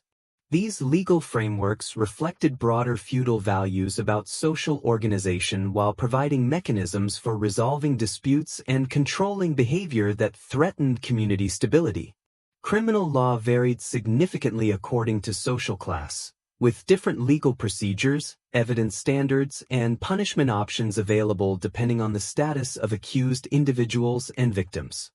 Samurai enjoyed legal privileges that protected them from many forms of prosecution while subjecting them to distinctive honor-based sanctions that reflected their special social position within the feudal hierarchy. The principle of collective responsibility made entire families, villages, or social groups liable for crimes committed by individual members, creating powerful incentives for community self-policing while distributing punishment beyond direct perpetrators. This system assumed that social groups bore responsibility for preventing criminal behavior while ensuring that communities remained invested in maintaining order and conformity. Judicial procedures emphasized confession and acceptance of guilt rather than adversarial proceedings designed to determine innocence or guilt through evidence evaluation. The assumption that accusations typically had merit shifted the burden onto accused individuals to demonstrate their innocence while creating incentives for authorities to extract admissions of guilt through various forms of coercion. Investigation methods routinely included torture and physical coercion as acceptable techniques for gathering information and obtaining confessions from suspects and witnesses. These practices reflected assumptions that truth could be extracted through suffering while providing mechanisms for authorities to demonstrate their power and determination to solve crimes regardless of human costs. Evidence evaluation remained unsophisticated throughout the feudal period, with limited development of forensic techniques or systematic approaches to determining facts about alleged criminal activities. The emphasis on confession and social status often overshadowed physical evidence or witness testimony in determining guilt and appropriate punishment. Financial penalties including fines, property confiscation, and compensation payments provided mechanisms for addressing property crimes while generating revenue for governmental operations. These economic punishments often proved more devastating than physical sanctions for wealthy criminals while creating incentives for authorities to prosecute crimes that generated financial benefits. Social humiliation, including public displays, ritual degradation, and community shaming served punitive functions while reinforcing social boundaries and moral expectations. These psychological punishments could prove more effective than physical sanctions in communities where reputation and social standing determined individual welfare and opportunities. Imprisonment remained relatively uncommon as a punishment method, with jails serving primarily as temporary holding facilities for individuals awaiting trial or execution rather than long-term correctional institutions. The limited use of incarceration reflected both practical constraints and philosophical assumptions about the relationship between punishment and social correction. Chapter 10: Environmental and Health Challenges. Natural disasters and environmental pressures. Japan's geographic position exposed feudal society to frequent natural disasters that created recurring crises requiring enormous resources for recovery while testing the resilience of political and social institutions. Earthquakes, tsunamis, volcanic eruptions, typhoons, and floods struck with devastating regularity, destroying communities and killing thousands while creating ongoing challenges for agricultural production and economic stability. Earthquake activity along Japan's active fault lines created constant geological instability that periodically destroyed cities, damaged agricultural areas, and disrupted transportation networks essential for economic activity and governmental administration. Major earthquakes like the 1596 Keicho earthquake caused widespread destruction while requiring massive reconstruction efforts that strained available resources and labor. Tsunami events generated by offshore earthquakes created catastrophic flooding that devastated coastal communities and destroyed agricultural areas crucial for food production. These massive waves could penetrate several kilometers inland, carrying away buildings, people, and agricultural infrastructure while depositing salt and debris that rendered agricultural land unusable for years. Volcanic eruptions from Japan's numerous active volcanoes created regional disasters that buried communities under ash and lava while disrupting agricultural activities across wide areas. The 1783 eruption of Mount Asama created ash clouds that reduced agricultural production throughout eastern Japan while demonstrating the vulnerability of feudal society to geological forces beyond human control. Typhoons and severe storms struck Japan annually during late summer and early autumn, creating flooding, wind damage, and agricultural destruction that required constant preparation and recovery efforts. These seasonal disasters created predictable cycles of destruction and reconstruction while requiring communities to maintain emergency preparations and recovery capabilities.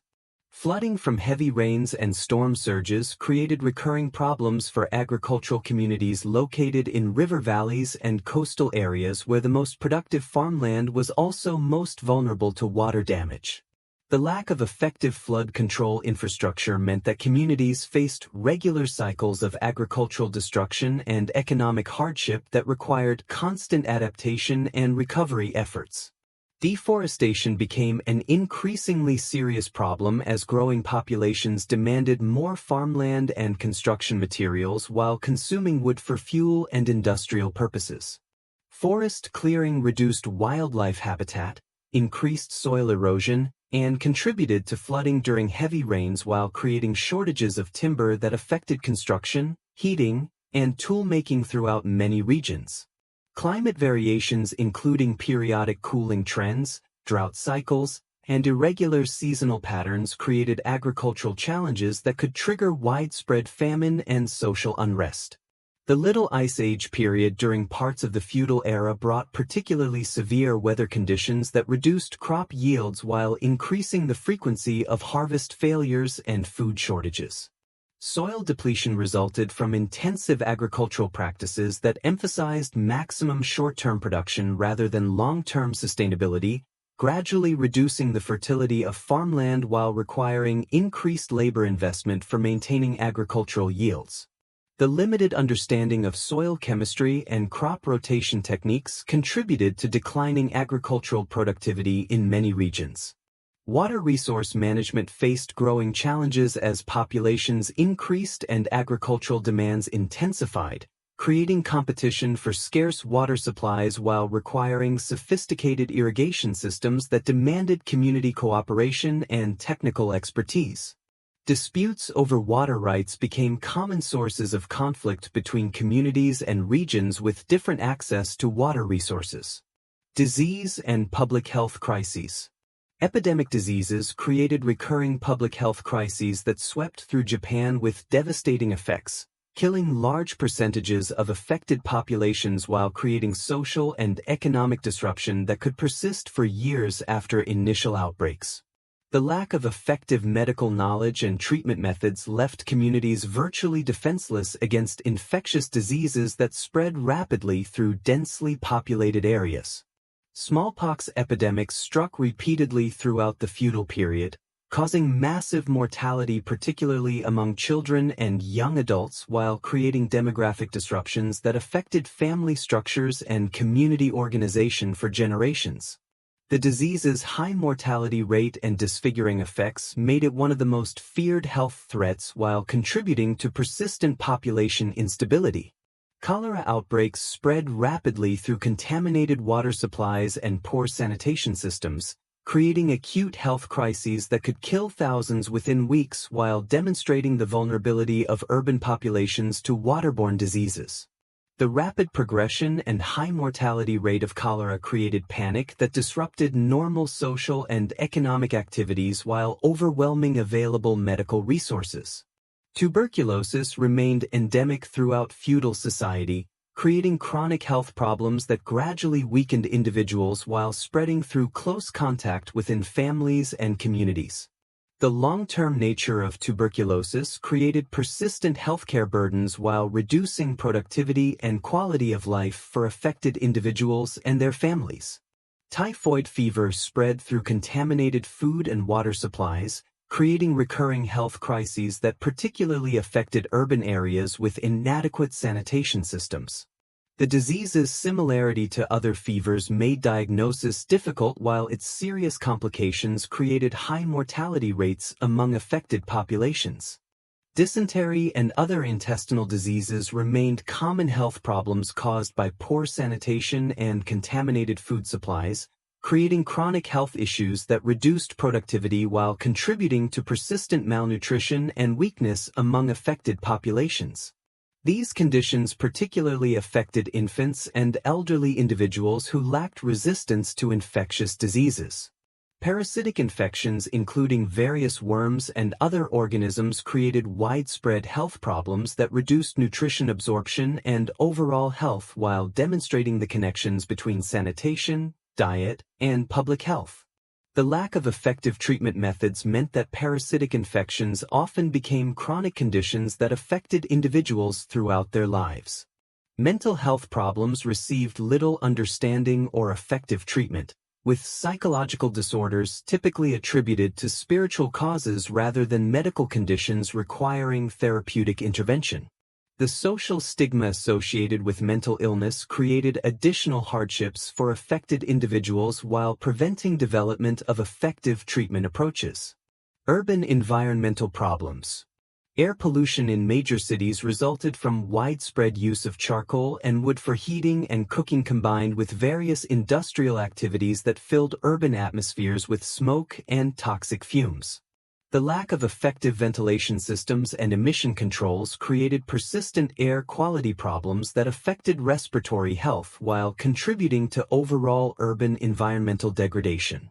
Water contamination represented serious public health hazards in densely populated urban areas where human waste, industrial runoff, and animal remains polluted water supplies used for drinking, cooking, and cleaning. The absence of effective sewage treatment systems created ongoing contamination problems that spread waterborne diseases while making urban life increasingly unhealthy.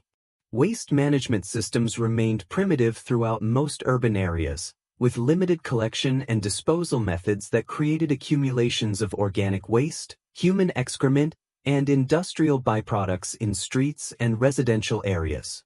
The night soil collection system provided some waste removal while creating new health hazards through improper handling and transportation of human waste.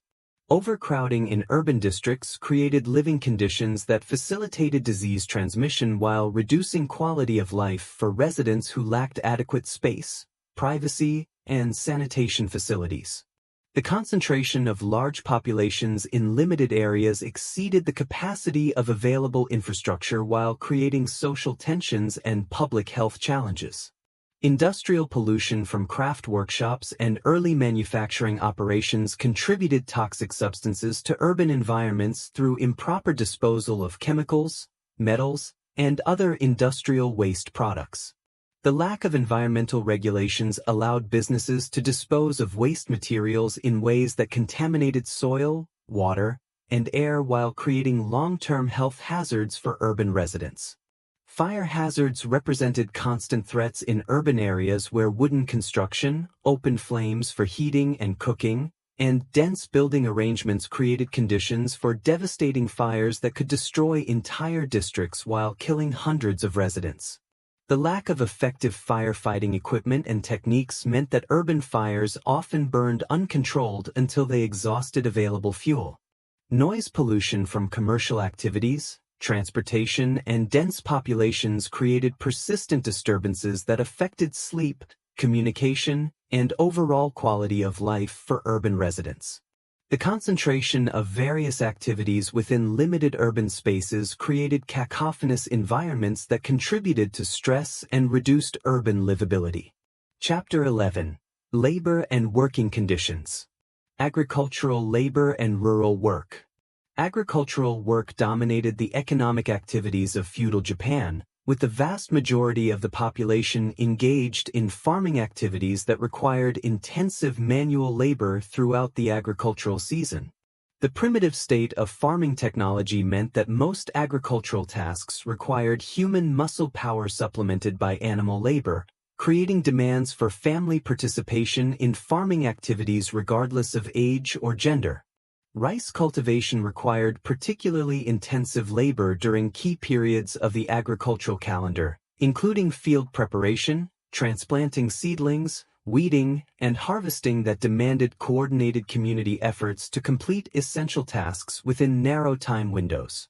The communal nature of rice farming created social bonds while ensuring completion of labor-intensive activities that exceeded individual family capabilities.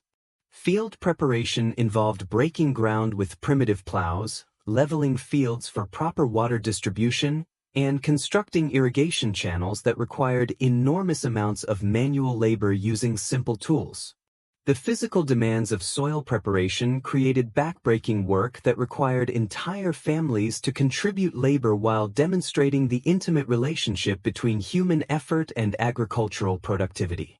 Planting and transplanting operations required precise timing and coordinated labor that involved entire communities in intensive work periods where families assisted each other in completing essential agricultural tasks. The delicate nature of rice seedling transplanting required skilled labor and careful attention to detail while creating opportunities for social interaction and community cooperation. Weeding and crop maintenance throughout the growing season required constant attention and manual labor to remove competing vegetation while protecting valuable crops from insects, diseases, and animal damage. These ongoing agricultural tasks created steady demands for family labor while requiring agricultural knowledge about crop management and environmental conditions.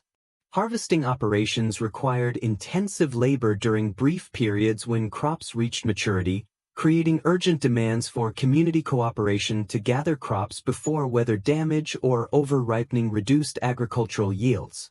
The seasonal nature of harvest work created periods of extremely long working hours and physical exhaustion while determining family welfare for the entire year.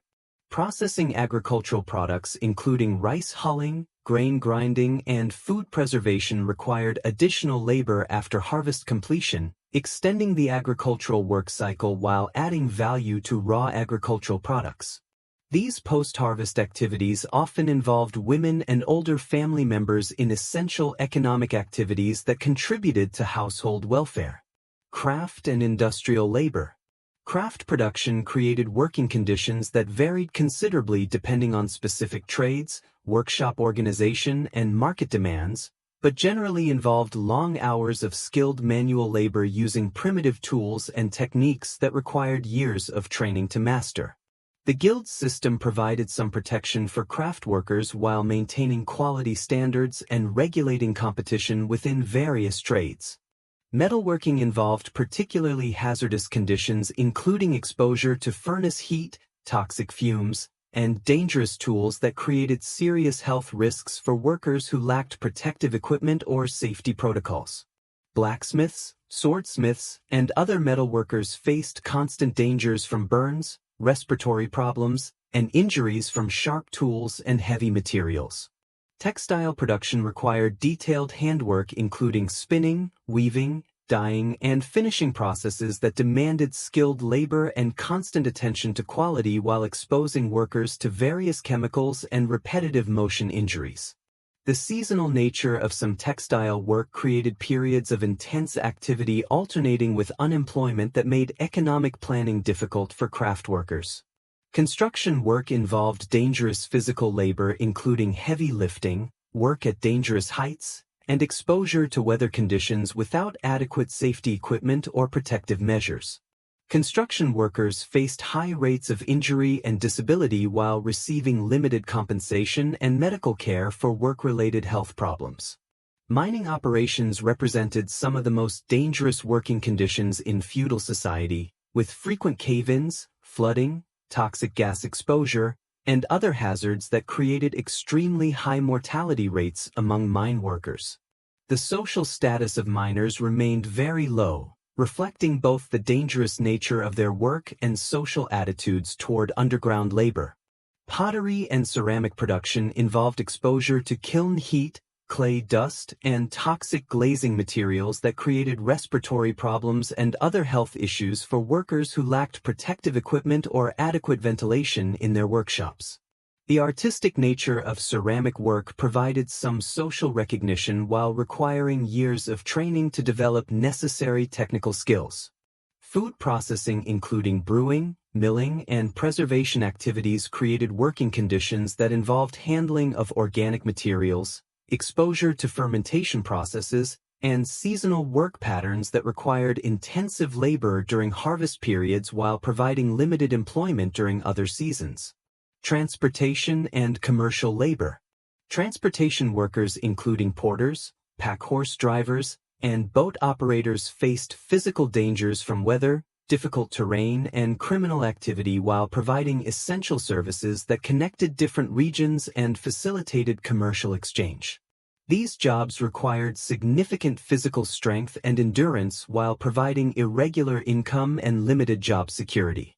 Road maintenance involved dangerous work including clearing landslides, repairing bridges, and maintaining way stations that served travelers while ensuring continued transportation infrastructure.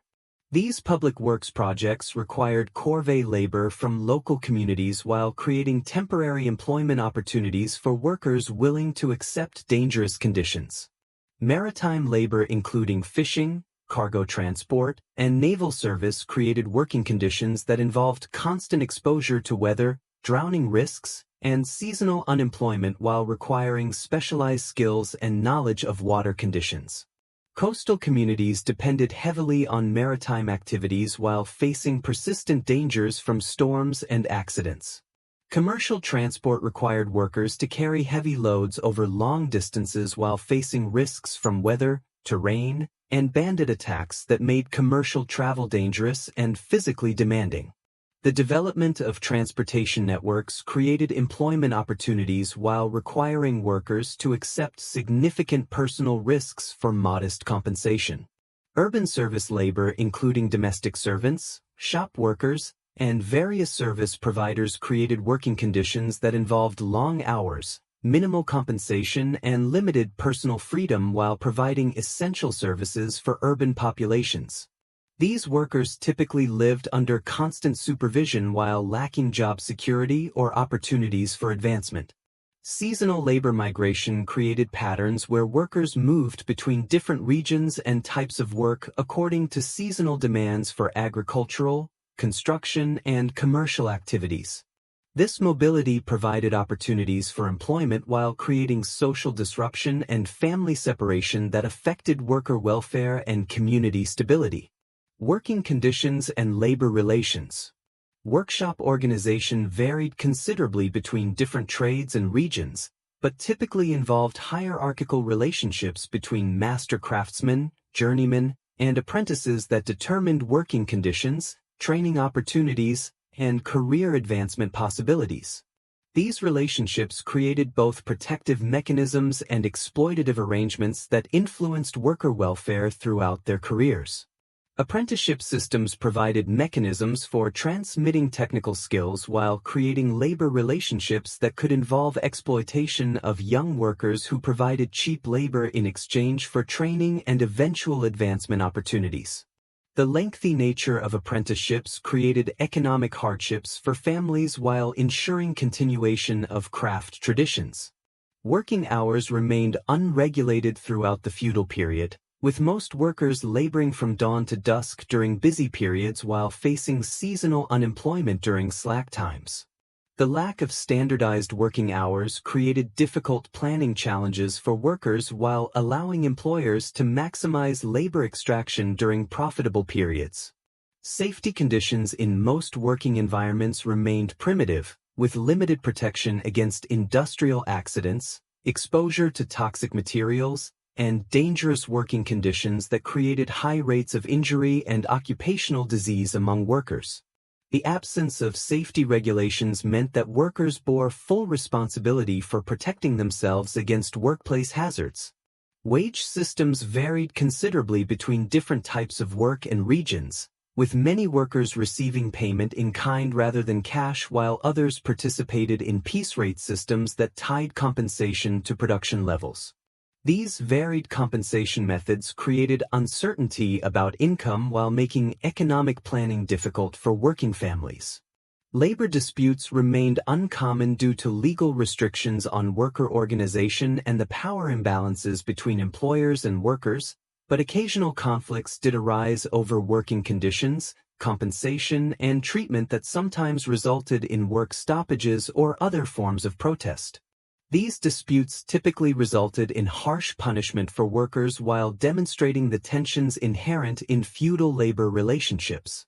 Social mobility for workers remained extremely limited, with most individuals remaining in the same occupational categories throughout their lives while facing legal and social barriers to advancement that reinforced existing class distinctions. The rigid nature of social organization prevented most workers from improving their conditions through individual effort or collective action. Chapter 12. The Decline and End of Feudalism. Internal Contradictions and Systemic Weaknesses. By the early 19th century, feudal Japan faced mounting internal contradictions that undermined the system's stability and effectiveness while creating conditions for fundamental political and social transformation. The rigid class structure increasingly conflicted with economic realities, as merchant wealth grew while samurai faced financial difficulties, and technological stagnation limited Japan's ability to compete with rapidly modernizing Western nations. The financial crisis of the Tokugawa government reflected broader systemic problems including inefficient taxation systems, costly administrative overhead, and declining agricultural productivity that reduced government revenues while expenses continued to increase. The shogunate's attempts to address fiscal problems through currency manipulation, increased taxation, and borrowing created additional economic instability while failing to resolve underlying structural issues. Social tensions increased as the theoretical foundations of feudal hierarchy became increasingly disconnected from practical social and economic relationships. Wealthy merchants possessed greater real influence than impoverished samurai, while the intellectual development of various social classes created challenges to traditional assumptions about class-based capabilities and social roles.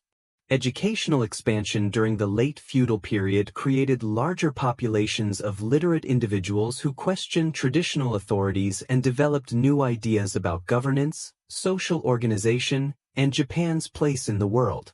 The spread of Dutch learning and exposure to Western ideas through Nagasaki created intellectual ferment that challenged feudal orthodoxies while providing alternative models for social and political organization.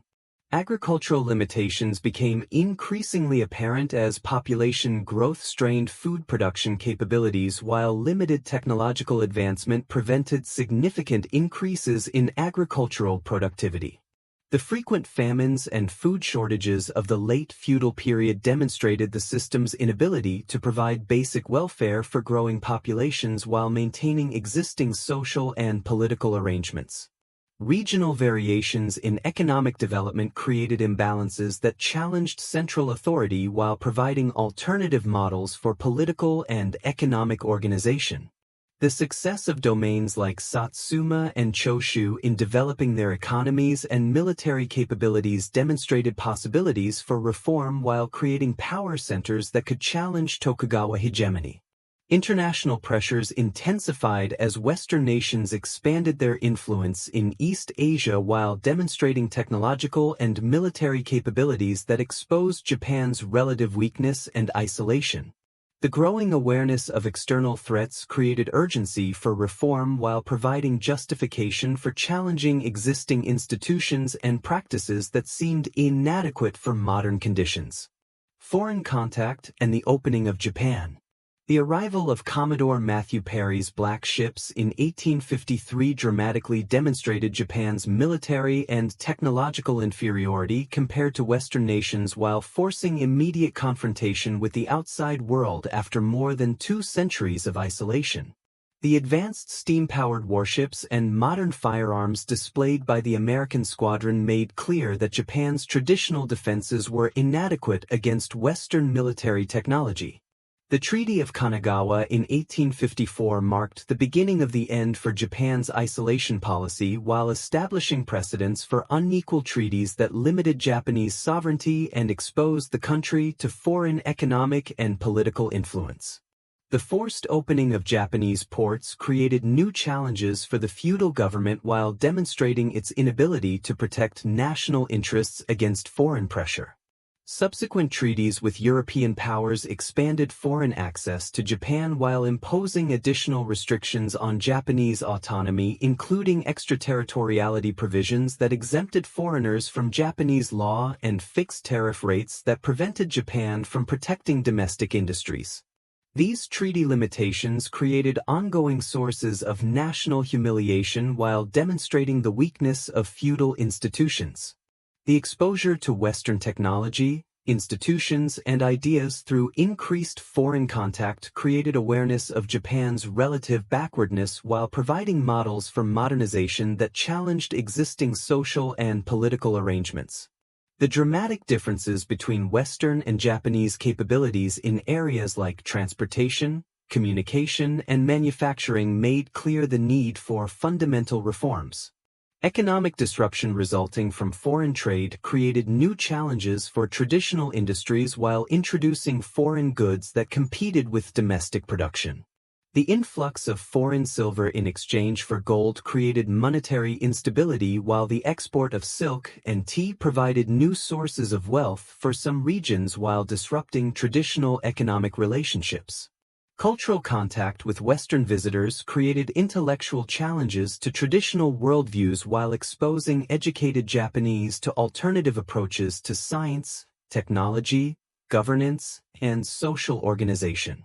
The translation of Western books and the activities of foreign residents in treaty ports created new sources of knowledge while challenging assumptions about Japanese cultural superiority. Anti-foreign sentiment developed among various groups who viewed foreign influence as threats to Japanese independence and cultural integrity, creating political movements that advocated expelling foreigners while strengthening Japan's military capabilities. The slogan "Sano Joy," revere the emperor, expel the barbarians, became a rallying cry for opposition to the Tokugawa government's foreign policy. The Meiji Restoration and Political Revolution. The Meiji Restoration of 1868 represented a carefully orchestrated political revolution that utilized traditional imperial symbolism to justify radical changes in governance, social organization, and economic policies while maintaining continuity with Japanese cultural traditions. The Restoration leaders successfully combined appeals to ancient precedents with modern reform programs that transformed Japan within a few decades. The coalition that overthrew the Tokugawa regime included reform-minded samurai from domains that had opposed Tokugawa policies, intellectuals who had studied Western institutions, and imperial court nobles who provided legitimacy for political change. This diverse alliance successfully coordinated military action while developing comprehensive plans for governmental and social transformation.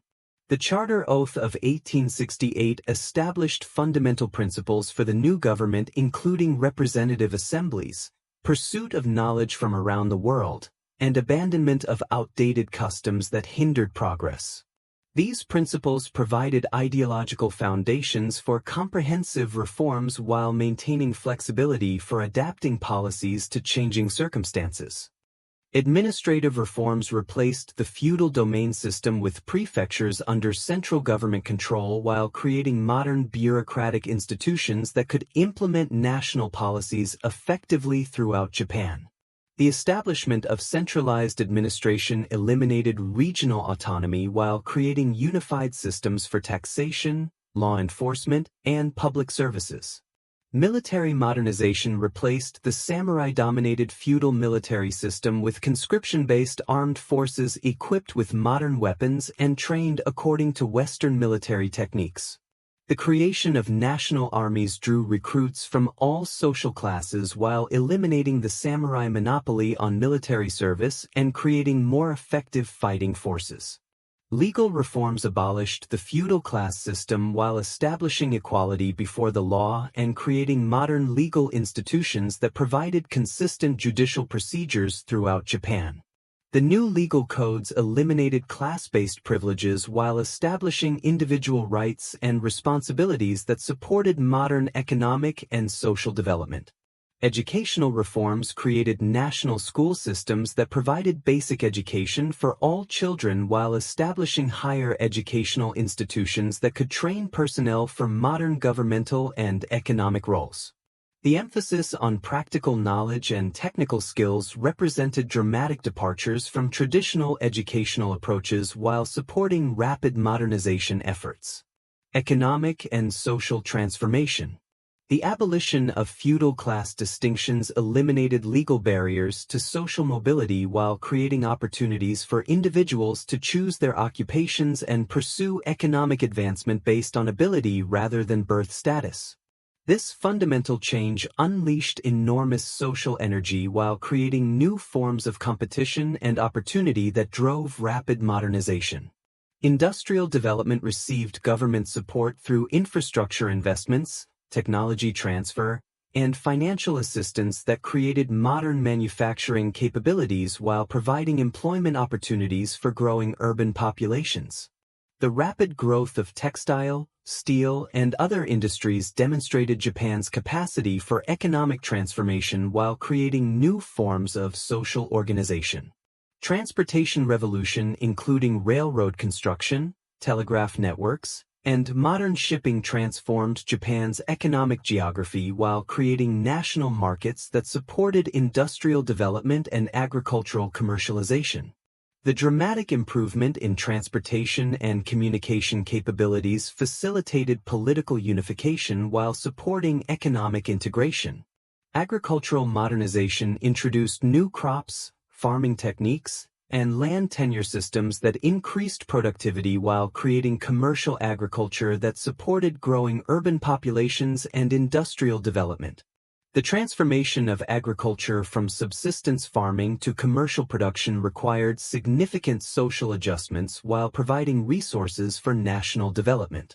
Urban growth accelerated as industrial development and governmental expansion created employment opportunities that attracted rural populations to cities like Tokyo, Osaka, and Yokohama.